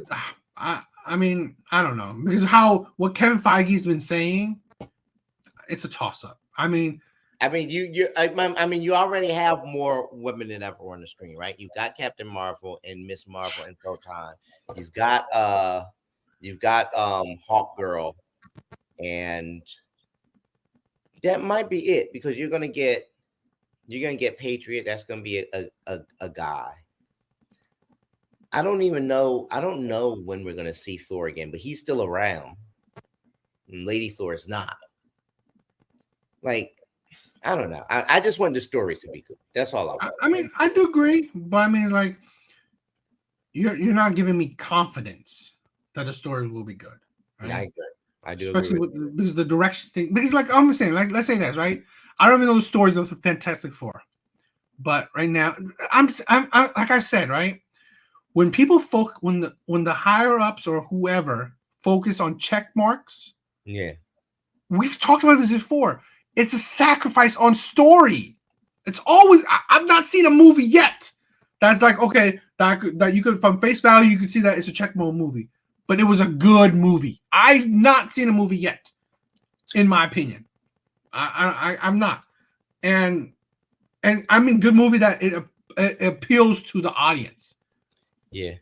So it's just not. So at the end of the day, it's like, yeah, it's like I always say that you don't appeal to your audience or make it a way where you're gaining the audience that you want, right? Because let's say this, right? If Miss Marvel had 65% or 70 or 75% women and it made millions, hundreds of millions, what can I say? The shit I say is meaningless, right? Even if I was sexist to the nth degree, my words would be meaningless. On the flip side, your words meaningless because it shows in the box office. You say it's good, but is it? It's not because although it's good in your view, it's not good to the public. It's just how it is, right? My thing. That's why sometimes I see it through the comments of people saying, "Oh, this is amazing. This is a great movie. I love this movie." You know, the men that will watch is misogynistic and all this shit. I hear that all this shit. The things you said, those men in the comment section have said it. But at the end of the day, what you say means nothing. It means nothing because what you didn't make this movie $1 billion, the next $1 billion movie. You didn't, right? So at the end of the day, great, you have an opinion, but your opinion doesn't equal money for these people. So really, who cares, right? It's just to be honest, how I hate it, like saying Titanic is an amazing movie because I don't think it is. I think Titanic's a shitty movie, but I cannot deny, right? Because sometimes you could say that it's pure opinion. What you say is shitty or not, it's pure opinion. What's true fact is that it's made one of the biggest amount of monies ever. That's where like you cannot deny that. That's where sometimes at the end of the day we got to think that okay, where I want to be more factual than pure just emotion because like I said, emotion based, Titanic is a piece of shit. I do not like that movie. There's nothing about it like, but logically, well, it's egg on my face because it's not that shitty. It's not shitty enough to. It made $1 billion. So, at the end of the day, that's the thing. And I'm pretty sure the audience was mainly female. So there's no surprise that it can do it, right? Barbie movie. This is what I'm saying, right? The Barbie movie did it. Titanic did it. You can name so many female-led movies that did it. But what did it gear towards? Women. This is an action movie. Women don't watch like that. Plain and simple. Just like comic books, women don't read it like that. This is where even like let's say the few comic book, the few geeky women that complain, oh, you're misogynistic, you're sexist. Okay, well then support it then. You make it into $1 billion movie.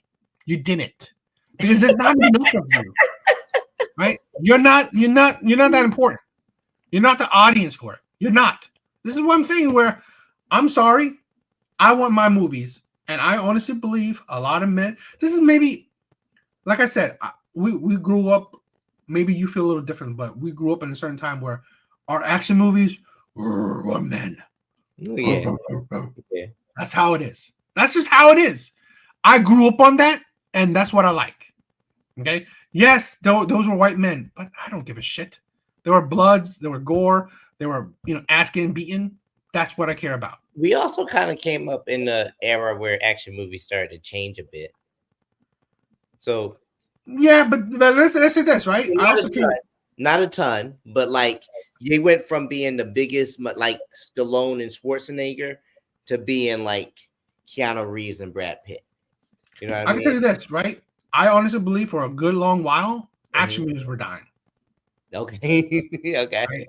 To be honest, there weren't any good thing. I mean, let's say this, right? Before comic book movies, good chunk of years, because of because of Stallone, Schwarzenegger, all this stuff, they were aging out of movies, action movies, essentially. There weren't any good action movies. I mean, it was maybe a handful, but you didn't have no. I mean, like you look at it today, there's no action heroes. I mean, like who's the big action heroes nowadays? No one, right? Yeah, we get like, and I honestly believe that's why John Wick got what it got, because of men loving old school action. Yeah, it's a white man, but who gives a shit? That was like badass action. I love John Wick. Yeah, so that's the thing where I was a little disappointed in the fourth one. The fourth one. I was a little disappointed. Okay. Right? I really wish they could continue him.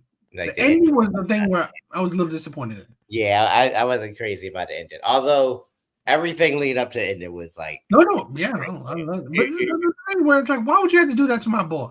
Yeah. But it's like that's what I'm saying. Like, but I think that's another example of. I mean, I would take 5 more John Wick movies. But Keanu doesn't want to do 5 more John Wick movies. What's Keanu doing? It's like, come on. I mean, like, to be honest, like he's barely acting. He's only action. He's only like acting with his body. And it's like, come on. It's like, I mean, he's the man. He does what he wants. But I mean, it's not like, is it that much of a like hard strain for you? This is a good movie, but I don't know. But like, that's one thing where I always said, like, I don't disagree. I'm a sexist in that. I love action movies. Like, one of my most favorite movies is Captain America and the Winter Soldier. That was badass. Absolutely. The action in that, like the choreography, that was bad. And it's not like flashy special effects like that. But that's what I liked, right? One of the best scenes in Avengers Endgame is like the ending where the 3 of them are fighting. Those are the things where I like, right? And I haven't seen Miss Marvel or the Marvels, but I don't view their action would be on that level, in my opinion. I just don't think that, because women don't generally do that. But it just is a thing where I'm hoping, I do hope that Marvel will change tune. The sad part is that I think Kevin Feige is a problem. Oh wow. Yeah, I think so. But this is the thing where I heard that like Marvel is like really, because like how terrible the Marvel is done, they are really, really like they are like on damage control right now. All right, like so that's why these rumors. I'm hoping they're just rumors, because you are the direction you're going, which is technically the direction Kevin Feige has been pointing them at, has been a detriment. So it's sad because before Avengers, I cannot stop praising Kevin Feige. Like that man, I said he could not do no wrong. Well, there's egg on my face. So it's like, I don't know what to say. It's like, do I think they should fire him? I don't know. I just think that, like, I don't know what's wrong with the man. He's made him too much money to fire him. They just got to figure some things out. Well, they got to reel him in because. See, here's the thing, right?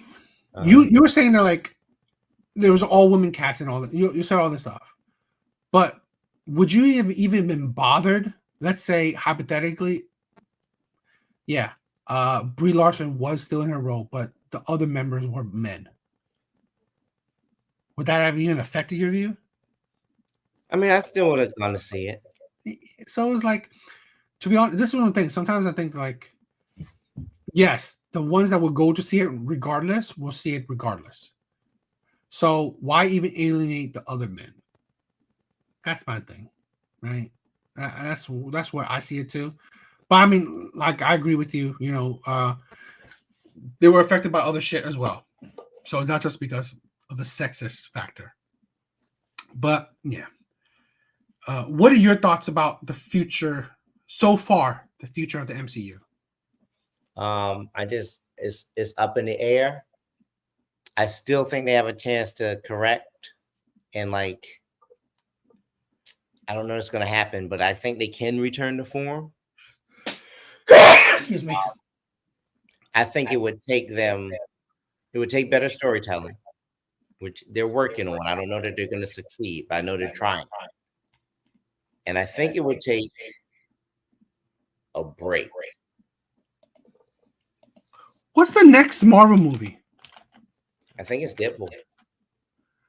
To be honest, right? Mm-hmm. I think Deadpool will be make a break for them. Yeah. I think so. Okay. I think, let's say if Deadpool tanks, I think Marvel will pretty much maybe reboot the whole shit. Yeah. I think they or Well, reboot it, or I honestly believe Mm-hmm. if, let's say, Deadpool tanks like to the level of the Marvels, they may fire Kevin Feige. Wow. So here's why it won't tank. Or here's why I think it won't tank. Yeah, I'm saying. Deadpool. This Deadpool isn't the movies, but the Marvel movies before it hasn't helped, but both of the Deadpools before it have helped. No, I agree with that. So people are walking into this looking for more. That's why I honestly believe, right? The Yeah. Deadpool will give them leg. Yeah. You know, I'm not saying it will tank, but I'm saying if it does, that would be they will just pretty much, like, that would be like, all right, like so many stinkers in a row. Yeah. That's it. That's when they were like, we're done. We can't continue this. But I do honestly believe that I don't think Deadpool will do bad. Okay. Maybe even do really well. I would think that it will give them legs to stand up for a good little bit longer. Okay. Right? Yeah. It will give them a break where, let's say, the movie after was a stinker, they may still continue. That's what I'm saying. Where if you give them a break where they're not continuously having stinkers, then that will give them more leg and more breathing room. That, okay, maybe if the next movie is a stinker, whatever, right? But if they have so many in the row, that's when they will probably have to just, like, Kevin Feige is out. But I think the positioning of Deadpool will have probably helped them. Okay. Yeah. That's why I see it. But I'm hoping everything is a rumor. All these things that I've heard, all the things I've seen are pure rumors and actually won't happen. I'm sorry. I honestly believe comic book movies should go back to form, how it was before. I'm so, like maybe one or two movies with a female lead, but basically male leads, good story, great actions. Yeah, I think it should go back to good lead. I think that because, as sexist as it may sound, women are not the audience. The time that women are audience are their men are bringing them. That's just how it is. That's how it goes, right? So, if John Wick was a woman, I wouldn't have watched it. It's just how it is. So, I honestly believe they should go back to form, focus on good storytelling, make it action packed, make it exciting to watch, make it a have to watch kind of thing. The TV shows were, I think, dead weight. They're useless. So I think they should.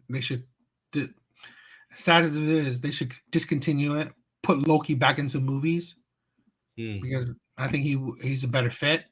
Or they need that they need that star power. That's something I would say. They definitely need that star power. I think Loki is wasted on the TV show, even though I love the first one. Yeah, But he's wasted. His power is wasted on TV. And you're not building star power with the other characters because you have them on TV.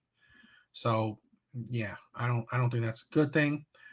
But to be honest, I do see that Marvel is gonna. I don't have a high hope for Marvel's future. That's my opinion. I don't have high hopes for it. I want it to do better. I want it to go back in form because I love Marvel movies. yeah. I just don't have high hopes for it because of, like I said, all the rumors and the crap Kevin Feige has said. Like I said, where he said he wants to make majority put a whole lot of more female superheroes. Ridiculous. I mean, even comic books, female superheroes have been the side characters. It's like, but I don't know. That's my thing. Interesting. Okay. Well, But it was fun. It was a great. I think it was an interesting talk. Any last thoughts? we are gonna get the X-Men. I'm so scared of it. Yeah, I mean, I'm not saying I'm not worried. I am a little bit worried, but I would like to remind you, as a final word on it, they are inherent by design. The X-Men are diverse. So you're gonna get a lot of if they stick to if they do X-Men faithful to the comics, you're gonna get a lot of different stuff. What do you mean? I mean, I'm not saying they're not diverse. You're gonna get women, people of color on screen. Yeah, I'm not. You don't have a problem with it, right? I always love Storm. Storm has always been my favorite. But it's like, let's say this: if they change Cyclops to be a black man, they're not gonna. It's like diversity is like gender swapping, race swapping. About that, and they probably won't do it.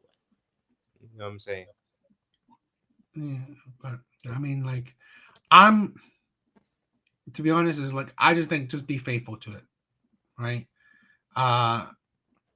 There are like Bishop. I mean, like, this is the thing, right? There's plenty of certain characters. Like, there's plenty of black characters, plenty of this, plenty of that. Just use them. Don't gender swap them. Like, I mean, comic books, but I don't know if you know, like, Galactus, he has a female herald, right? I mean, I don't know if you know it, but like Franklin Nova, okay, she's a female herald of Galactus. You could use her, but no, let's gender. This is what I'm saying, right? Where this is that those are the problems, right? Needless. You're doing needless. Where I go back, like, let's say I went back to Ariel. You don't need to gender swap her, or you don't need to race swap her. Use Princess and the Frog. She's black. Or at least the popular version of her is black. That's thing. That's something. Like, again, we'll probably go back to that. Like I said, you do not need to punish one group to satisfy another group. You could do both. No one was clamoring for something until you did it. No one was clamoring for that. Yeah, I did. Well, I don't even want to start with the Little Mermaid thing because I'm just saying in general. No one was clamoring for it until you did it. No one was bothered about it until you did it. No one made it an issue until you did it. Mm-hmm. Because we've always said, like you said it, right? Yes, you could have diversity on the screen. You can, but there's already stories for that. But when you have to, again, do these things, you alienate one group just to please another. Why? It don't make sense. Because you are galvanizing your core audience, right? The audience that loved, example, Ariel when they were growing up. Now you're galvanizing them. I've never heard of black girls, little black girls like, oh, I wish Ariel was black. I love Ariel. No, they probably. I've seen it where you have parents like, oh, here's a black doll. Okay, here's the Prince and the Frog doll instead. It's like you have those characters already. Support that. If you're talking about comic book characters, where the character they've created, in most cases, their race and their gender all contribute to who that character is. It's important to their story. The race of Ariel had nothing to do with that story. I'm not saying they did, but I'm saying like it wasn't needed. Yeah, but it's not like they went. That's what I'm saying. Like, it wasn't needed to even pay attention to it. You're saying that they needed to cast a white person, that only a white person could. No, I said they needed to stay true to the story. But that's what I'm saying. Race had nothing to do with that story. But the story original. I'm saying, I'm not saying that race had to it. I'm saying like I said, people grew up on that image of Ariel. People grew up on that. Stay true to that. If it's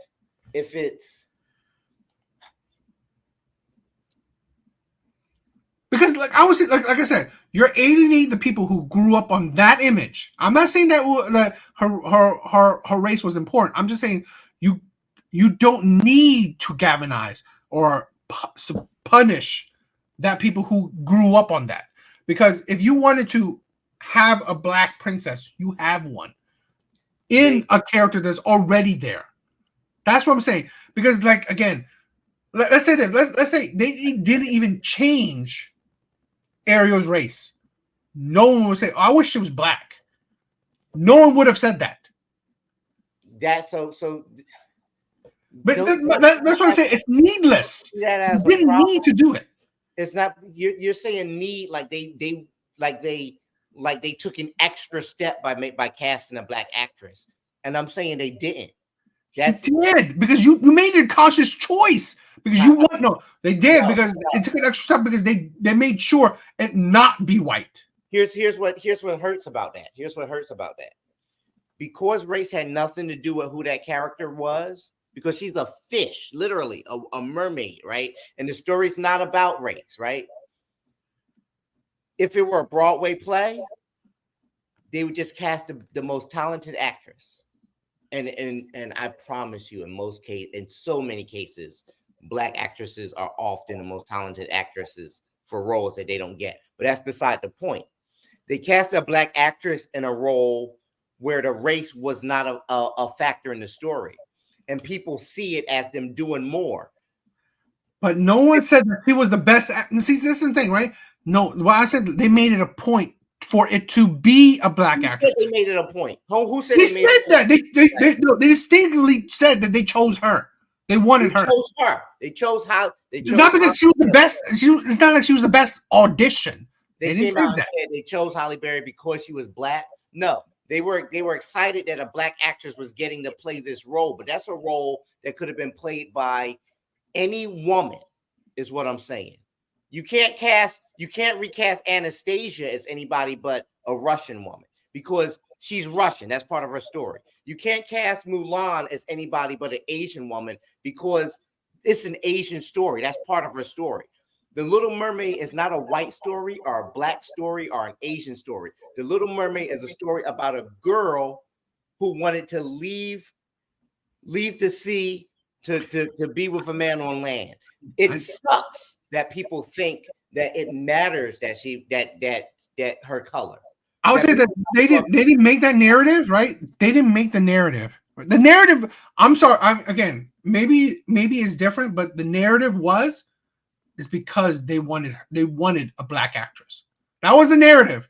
They didn't say the narrative was, oh, she was the best out of all. It's just how it was. That was the narrative. They People they turned that into distinctly a wanted to narrative choose because a they black saw actress.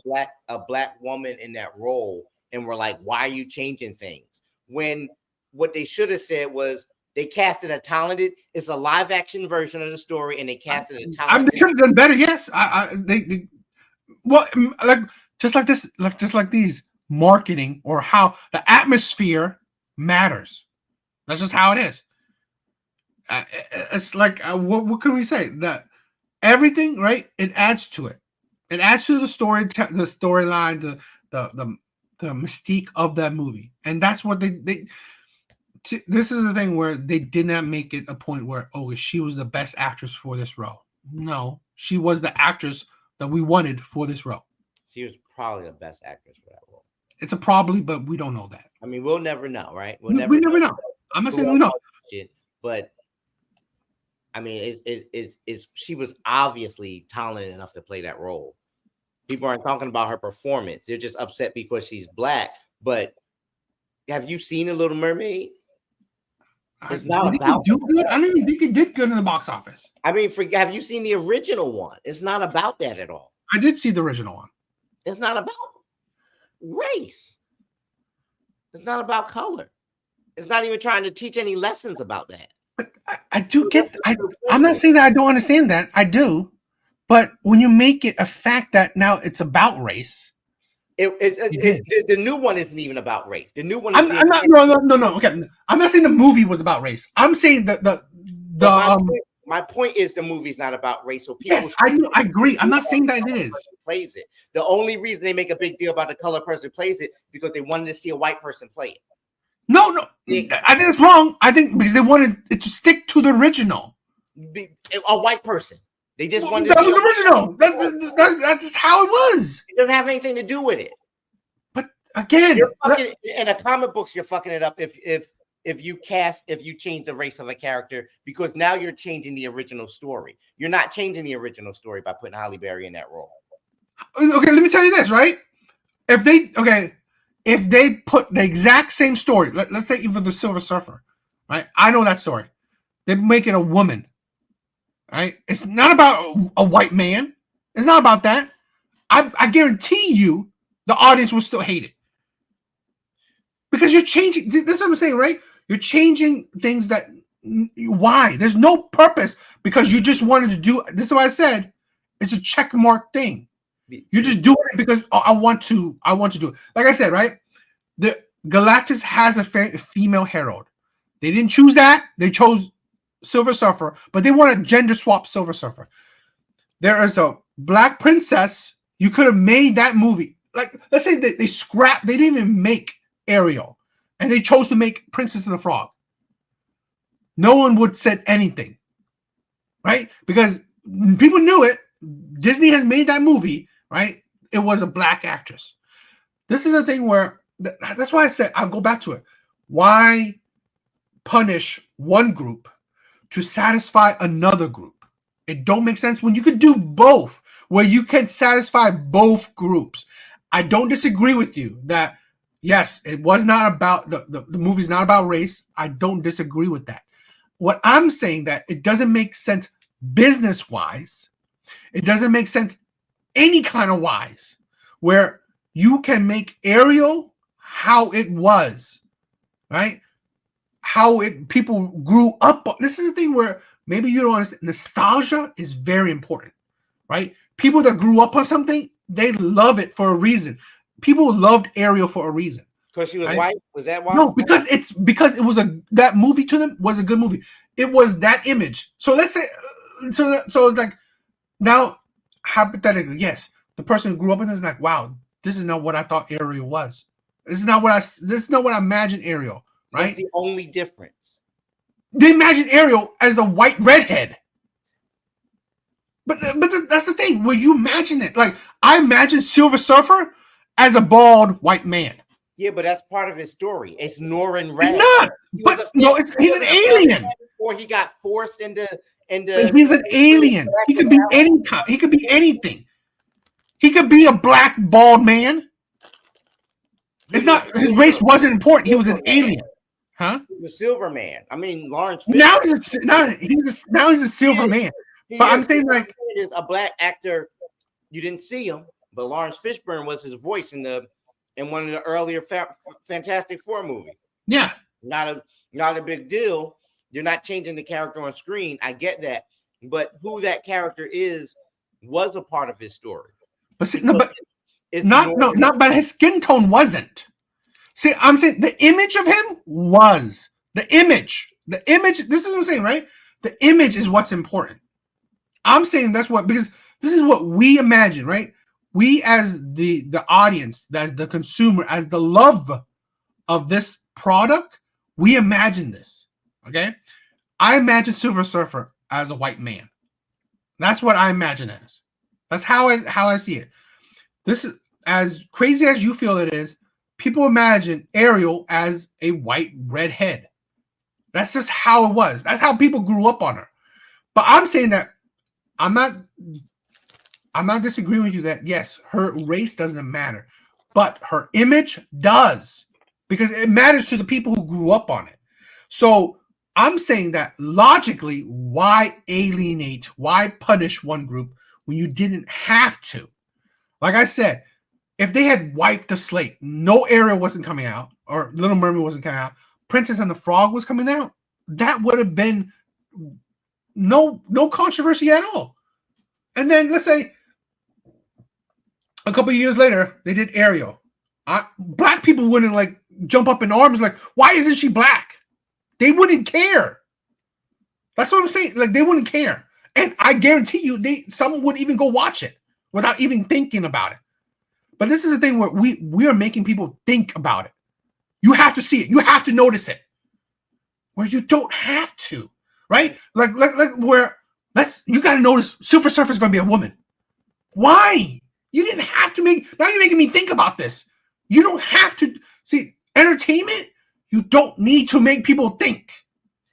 You don't. You could like I said, my scenario made Princess and the Frog. No one would say shit. After that, make Ariel how people imagine, how Little Mermaid, how people imagine. No one would say shit. This is what I'm saying. Entertainment, why I said wokeness is the problem, is that we're making people think about it. Like the Marvels. We are making people think that this is an all-female oriented girl power movie. We're making people think about it. Trailers, I see mostly women. People who talk about it as the director as a woman. Writers, I don't care about writers in movies, but now I hear writers were the woman. This is the thing where the audience, that's why I said the wokeness, right? This is part of the wokeness. Shoving it down your throat. You have to know this. You have to notice this. Has to be a thing. That's the problem. Think about it from the point of view of actual Holly Bailey, right? Or Nia DaCosta. Here's a role. The listed qualifications of the role are: you have to be able to act, you have to be able to sing, you have to be able to swim. She auditions. She knocks it out of the park. And tell her, whoa, you have to be a white redhead. But that's not part of the story. Or else I wouldn't even audition for it, right? So if the casting call is just for a white redhead, they could have done that and kept it the same. But because it's not integral to the story, they opened it up to multiple actresses. And if she auditions and she does the best job, and then they tell her, no, you have to be white, that sucks. Think if you're Nia DaCosta and you're a good director, and your pitch for the movie or for your style of directing it is fantastic. But they're like, yeah, but you're a black woman, and we don't want people to think about that. So you can't direct this movie. Think how that must feel to them. That's what I'm saying. Okay, I hear you. I understand it. That's why people think about race. People shouldn't complain about having to think about race. I mean, damn, I think I have to think about race all the time. I don't have a choice, right? I don't have any choice in that. People are like, I don't want to see it. I don't want to think about it. Don't force it down my throat. Look at my face. I never get to fucking avoid that, is what I'm saying. I never get to avoid it. I never this get is- to the point. See, this is Why is it such a big deal that somebody else has to see it on screen? You but got this is the thing, right? No, this is where a thing where I see it on a different perspective. it's Where like you want to keep. It's like they want to keep me over there. You can have your thing over there, but they can never interact. They can never intertwine. It shouldn't be a big deal if it's not integral to the story. no, see, this is the thing, right? This is the thing where I see a different thing where I'm a minority as well. Okay, I ain't white. I ain't a white man.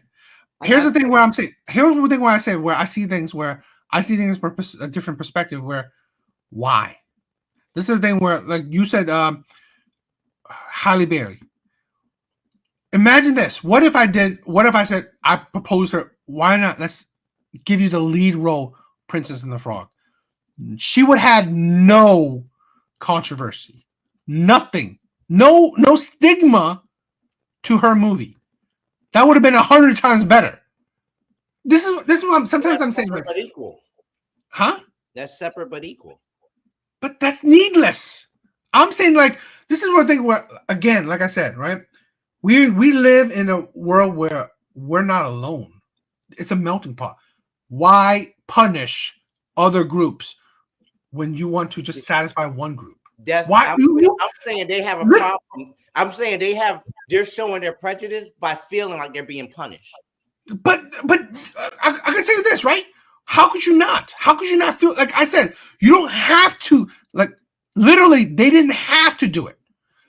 I gave you a scenario where it would have been everyone would have been happy. There's nothing you can make it where. See, this is what I'm saying. Where you are out and out trying to make this a noticeable thing. You're trying to, like, oh, I'm punishing you. You're trying to take away the cookies from the spoiled person and saying that I'm punishing you. So when you didn't have to. So I'm saying. Now let me try to explain it. That is a very similar argument to the one that most people made when Dr. King marched and when Dr. King sat black people in Woolworths to try and get food. And they would call police and the fire department to beat them and drag them out of those places because they had black places over there and they had black fountains over there. And you can go over there and we can all be happy because y'all have the same things we have, right? And they used that as an excuse to continue being separate and calling it equal when it's not. It was just, I want to keep you over there because I don't want to think about you. Here's why that matters so much to me and maybe the people my color. You know where your family's from? Mm-hmm. Where's my family from? Here. Nowhere else. Here's the thing, right? And again, I'm not saying I don't understand you, right? But here, let me give you a different perspective in the sense that I still get comments in my comment section saying, stay out of black people business. People segregate themselves, right?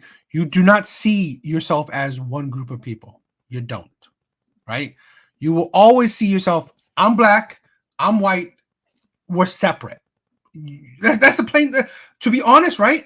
I want it to be where it's a melting pot, where truly, like, we're one people. But how can that happen? Separate. Do something. It's a problem. It's a problem because because people are making it a problem. Like I said, right? There's ways where you don't make it a problem. Yeah, people are instinctively making it a problem. Over on our side, that's the only way to not make it a problem. By casting a black woman as Ariel, you came over to our side. Now you're in our faces. We see you. But that's how, to be honest, right? To be honest, that's how society is doing it. They made it that way. And how are you going to undo it unless you start taking steps like that? But that's not making it better. That's really not making it better. Well, it wasn't making it better when black people demanded that they should be allowed to use the same fountains as white people. I mean, Rosa Parks decided she didn't want to go sit at the back of the bus or give up her seat for a white person. But let's say this, right? That just not distinct. Like, let's say this, right? That's not distinctly for white people. So here's what happens, right? Like, all right, like we give you yours too, and our thing is smaller and cheaper and less noticeable, and we have to work harder to get it. See, no. See, let me say this, right? I think you are inflating things like you live in the 1930s. I'm telling you that things just haven't things haven't changed that much. I mean, you try to make That's it. a lie. That's an absolute bull-faced lie. It's not a fucking lie. It's not a lie. People think it's changed. I'm not saying it hasn't changed at all, but every small step is such a battle. It's such a battle. Think how small of a thing it is to put Halle Berry as Ariel. And think of how big a deal it became because she got cast in that role, and it didn't even affect the story. The story is about a girl who falls in love with a guy. She's in the sea, he's on the land, so they can't be together. It has nothing to do with color. It's a mermaid, so it's a fantastical character, right? But because you see a black woman in that role and you saw a white woman in the cartoon, look at how big a deal it was over something that small. Every little small step, every little change that black people made in America has cost blood. It is a big deal. Just so we can have equal rights. My parents' had to die. Think about that. Think of how long black people had to fight just to not be like hung on trees, just to get equal rights, just to use the same water fountain. Yeah. I know it sounds like I'm making it a big deal because other people haven't gone through it, but it's 2023 and we're complaining because a black woman got a role that was drawn as a white cartoon years ago. In 2023, that's such a small thing. It's such a small thing, but it caused such a big deal that we're even debating it now and why these companies should have just made sure that people didn't have to see it. Every little step is such a battle. And this is where I'm from. I can't go back to Africa. I'm not from there. They don't know me there. I don't have rights there. I'm American. I don't have a heritage anywhere else. And every little thing I fight for, every little thing one of us fights for is such a big deal. So everybody else is like, well, it's such a small thing. Why do you care if you have it? For me, everything we have to fight for. It's tiring, it's exhausting, it's frustrating. So when something that small becomes such a big deal, it's like, why do y'all care so much? Y'all look at us like, why do y'all care so much? But like, I want a black woman to play in the Little Mermaid. Why do this is the thing, right? Where it's not like I don't see the point, but like, how could you not see, like, let's say this, right? The same reason why you think is a big deal, other people think what is a big deal. Like, this is the thing where if you, I said it, right? If we want to coexist, why make it an issue? Because like I said, I gave you a scenario where I'm giving you a scenario, right? It did not improve. It was not. No black person was clamoring for Ariel to be black. I gave you a situation where people would clamor for, like, let's say Princess and the Frog to be a motion picture, to be a big movie made. People will clamor. This is what I'm saying. Like, the past, I don't disagree with how the past was. The America has an ugly history. It does, right? But the thing is that you don't move to the future by living in the past. That's the thing where I said we're actually dividing each other more by doing things distinctively to divide ourselves. I said it where I gave you a situation where they are black kids, there are black communities would love to see Princess and the Frog in the big screen, or just a new princess movie, whatever movie, okay, on the big screen, propping up, that Black Panther, the first one, was practically a cultural movement because it did that, right?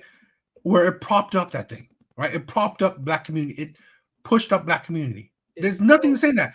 The thing is that I'm saying, like, no white person was complaining about that stuff because it was fine. It was good.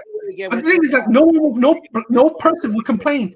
Let's say if you, like I said, if you made Prince and the Frog a big motion picture movie, no one would come. Not even black people. Black people wouldn't even complain if you made Ariel a red and white head. Black people wouldn't even complain about it. So this is what I'm saying, where you make it a big issue, because if history was changed, no one even knew that they would have changed Ariel. They made that. No one would have said anything. That's the thing. That's what issue. This is where I said, right, where wokeness is the problem, is that you are actively, maybe she was the best actress for it, but it's like, we don't know that. So I'm not trying to go for that. What I do feel was the case was the narrative is they actively went to make her change her race.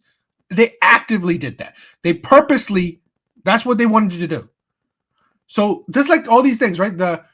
If they changed Silver Surfer, or if they did the Fantastic Four the way the rumors are, they are actively doing it differently because they don't want it like how it was. So that's what I'm saying, where you are forcibly alienating people when you don't need to when you don't have to do it.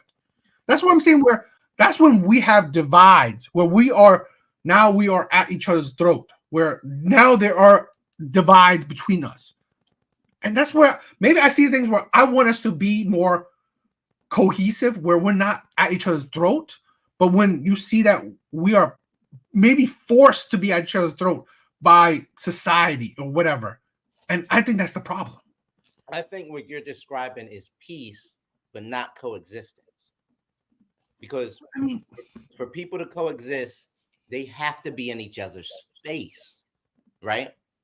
And every time we get in each other's space, and I'm not saying that the Black community doesn't have a problem with this, but every time we get in each other's space, it's friction. It's a problem. But the only way to get past that is to be in each other's space, right? So before schools were integrated, it was like, well, y'all have y'all schools and we have our schools over here. And what's the big deal? But that's not coexisting, right? That's just peace. Now, you put a Black person in a white school, it caused an uproar. One little girl going to a white school, or 4 little girls going to a white school, an uproar, all kinds of problems. But it took that to get to a point where we could, in school, be in each other's space. And it seems it's a small thing, but look how hard it was for us to do that. But that's the only way it can be done. If you're right, Princess and the Frog could have came out and they could have cast a white Ariel, and we wouldn't even be thinking about or having this discussion. And the Little Mermaid, a very famous story, would have been a more famous story with more famous white people in it, and the Princess and the Frog would have been this nice little cartoon over here, and the two would never meet. And yeah, there wouldn't be any friction, but there wouldn't be any coexistence either. I agree. There's a problem in the Black community too. We don't want white people in our faces all the time, and a lot of that is because of our history. Because we feel like, hey, y'all mess up everything y'all touch. Okay, wait. Here's the thing, right? I'm agreeing with you now. You enlighten me. That what you just said blew my mind. I agree with that. But could you say you would do that on the flip side? Or vice versa? Because this is the thing, right? I'm seeing your point, right? Yes, maybe I'm saying about peace instead of coexistence. You blew my mind with that. But can you say that it would? No. Would you support it on the other side? Yes. Okay. If you want to make it coexisting, where yes, Black people are trying to now be into white people's space to forcibly change and make coexistence. But that's not just a one-side thing, because if they're going to do that to one side, the other side will have to. This is a forcible thing. This is like you are forcing changes. Where yes, like you were saying, forcing coexistence to change that perspective and now maybe make a true coexistence. Yes, I'm seeing that. You're right. I guess I'm saying about peace instead of coexistence. But here's the thing with coexistence, right? Like I'm saying, hypothetically, hypothetically, yes, let's forcibly let's point out Ariel is black. Well, could you say the same thing? Would you be a supporter of Princess and the Frog being white? So the thing we went to before, I would support a situation, right, where if you could think of if you could think of a story, if you could think of a story that had black people in it originally, where color really didn't matter to the story. Can you think of that? Can you imagine that? Like that hasn't happened yet. That doesn't exist because we start behind. We start way behind. So for therefore to be parity, we don't have as much space. So it's not like it's really equal, or there's really an example where more people coming into our space would improve things because we don't have the space. So for the things to improve, we have to move into white space. You see what I'm saying? But you gotta think it's a blending space. If you're moving in white space, well, there's gonna be blending. Yeah. So white is gonna trickle over into now. So there are white people in Black Panther. There are white people in it was very noticeable. Right. Yeah. Yeah. It is. But you know that's a story about a black person, and the character being black is integral to the story, right? Yeah, I'm not saying that. Yeah, but it's not a story with only black people in it. Spike Lee hasn't only made movies about black people, right? Has he? I thought he already has. There's a movie called The 25th Hour, which stars Ed Norton and Michael Rappaport. And Ed Norton is the lead character. It's all about him getting his life together before he goes to jail. It's just a story about New York. It's not like there doesn't really exist, because I'm talking about areas where there's opportunity, like in entertainment and storytelling, where race isn't integral to the character. There's not really those things that exist on our side of the space. No, I do agree that there hasn't been created like a lot of predominantly, right, stuff like that. I do agree with that. That's why I could only think about one example. But well, why? Okay, let's not make it so extreme. Princess the Frog, she's cast black, but the male interest is a white guy. I'd be fine with that. Well, I'm just saying, like, again, you're right. I see where you've changed my perspective on that. But like I said, honestly, if you want coexistence, well, things will bleed over as well, both sides, right? So let's say if there's outrage on, hypothetically, I don't even know what character. But. And there probably would be. We would have to get to a point where it would be okay. I'm not gonna lie to you. We would. And that's gonna be hard because in the past, white people have portrayed black people on screen and very negatively too. Right? I don't know if we ever get to that point. I want to though. But see, that's the thing where maybe that's why I guess I'm talking my perspective. I'm talking to how we are now, right? We are segregated and mentally, maybe kind of physically. So I want to see let's just peace, right? I mean, yes, and it's funny, right? What made your example hit me hard more is that I'm supposedly entering into black space, right? Talking about black women or black men and shit like that. That's why it hit me more, right? Okay. I had so many black women and a few black men saying like, "Oh, mind your own business." But maybe that's why it hit me more. Where I'm trying to coexist because, like, again, my friends are black. Yeah, I have kids that are black. I've dated black women. That's why, like, maybe that's why I'm different, right? Where I see that. Okay, that's why it hit me more. That's why what you said it blew my mind. Where I'm thinking about, let's say the white and white and black. Yes, they're not coexisting.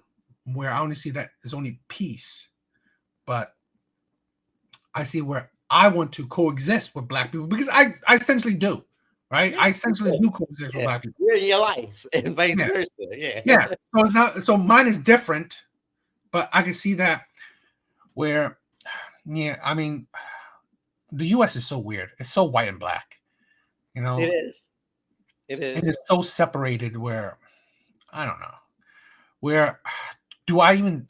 I see peace as the best option.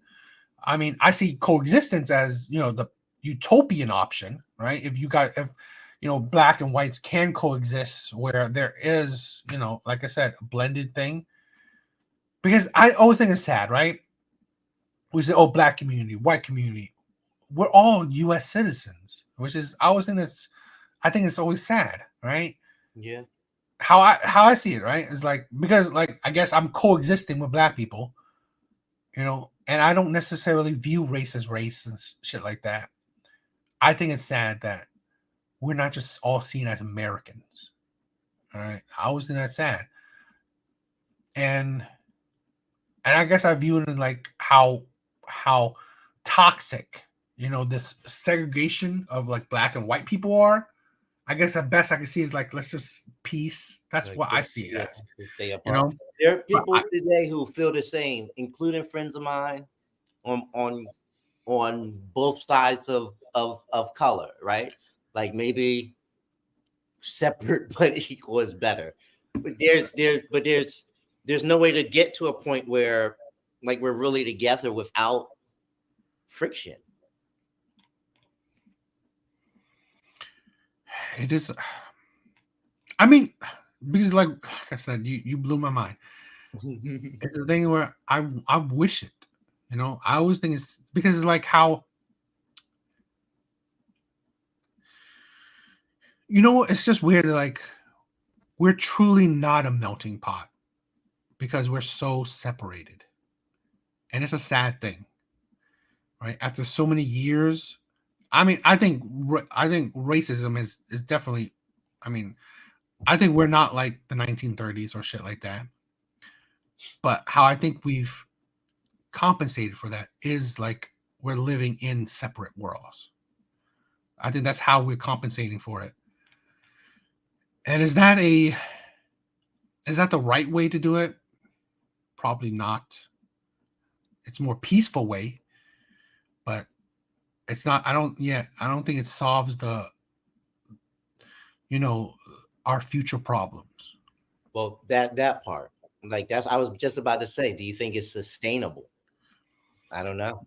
Because I always think that like we're always on edge, right? Black people are always on edge with white people, and white people always edge with black people.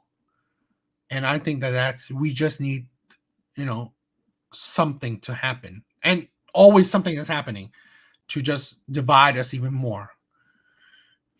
And I think that's sad because look, we always hear this, right? And I think the problem is that, right? Is that we always say like, oh, black people only want to stay with black people. White people only want to stay with with white people, which is honestly ridiculous, right? I always said it, right? The way that I think ends racism is actually we mix. We actually mix genes. Yeah. Oh wow. Yeah. Yeah. I think that actually ends racism because when you're mixed, who are you gonna be prejudiced with? Right. You're all of it. Yeah. And that's what I always said, like, this is the thing where I always said, like, people always view, like, let's say Asian countries are racist. I just say they're ignorant because there's no other race in those countries. There's only one race, so they don't know other people. There's no segregations or anything shit like that. It's just everyone is together. That's the difference between other nations and the U.S. Yeah. They're stronger because they're all together. We're weaker because we're separate. And we're on the same land, but we're divided. And I always think that like what can change that is our idea of like being separated. And that's one of the things where I kind of love this our channel or our podcast is because shit like this, right? It's just like, I mean, I'm not white, so it wouldn't be like that kind of, but still it's like we're discussing profound things, and I feel like I was like the thing, right? I always loved black women, and I'm not like I'm strictly black women, but it's like I always loved black women because I don't want to see. Oh, one of the things I grew up, right? I hated Asian clickiness. I Yeah. hated when Asian people always just stick to a group. Okay, that's why I've always been the oddball, and I always like I was hanging out with black people. I always wanted to be. I just hated the clickiness. I remember high school, and I know what you're talking about, and I also know how you weren't in that. Like I you were wasn't. always with us at the Yeah, and I just felt like our group was down. you know what? This is that's why it's the problem, right? I always felt like black people want to accept other people, right? They always wanted to accept other. You know, they're fine with accepting it, but it's like it's just hard to like. This is You the know, thing. Where, it's like I guess sometimes you get burnt. So enough times you want to stop trying. But I find that even when people, I'll say black people because I'm black, right? When black people put up a front like, no, leave us alone, stay out of our business. Guess what we end up doing? We end up getting close to people who who are not our color. It happens all the time. and that's why I love black people. I do. You know, I that's why I it hurts when like there are certain group of black people that just like get out of our business. That's that's the thing, right? Where you have certain I mean again there's certain white people, certain black people like that where they strictly want to just stick with their own race. And it's like I think that those are the sad parts. It's not unifying, and I don't think it's sustainable because eventually, like you said, like we see all the time, everyone's on edge all the time, protecting their space. Is it temporarily things will be okay, but eventually they're gonna go bad again. Yeah. But okay, we're going along. I know we're going along. You did go like Because it was, it's great, it's the great. conversations always gets amazing and fun. Because it's more profound, it's deeper, it's more thought provoking in my opinion. But I love it. But that's why this is why I want to hope promoting and change, where we could do more thought provoking talks and affect change in our own little way. I mean, to be honest, you enlightened me already, and I'm surprised. That's cool. And That's a cool and moment. that's the point, right? That's the point where we can enlighten each other and improve on it, and that's what I want. That's what I want. Any last thoughts? I'm not gonna tell anybody to go see Marvels. Yeah, it ain't gonna work. But I will say that if Marvel does some things right going forward, the storytelling could improve and it could be fun again. No, I can tell you this. As much as I hate Marvel's direction right now, I can guarantee you, I'm hoping that they will change because I want to I want to watch Marvel movies. I really do. I mean, it's not like, I'm boycotting Marvel. I don't want to see anything. No, I really want to watch it. It's just that they're not captivating their audience well enough. So I'm hoping to. I'm very hesitant, but I'm hoping. But it's a long one. This was a long one, and it was a fun one. But yeah, hope you guys will check out my other lives. We will do more lives. I love adding a live flavor to it. But if you want to, please check out my main channel. There's a link in the description below. I'm gonna also put this episode on my main channel as well. It was fun. It was amazing. Hope you guys check out Devil's Advocate. We are growing. Thank you for the love and support. So see you guys later.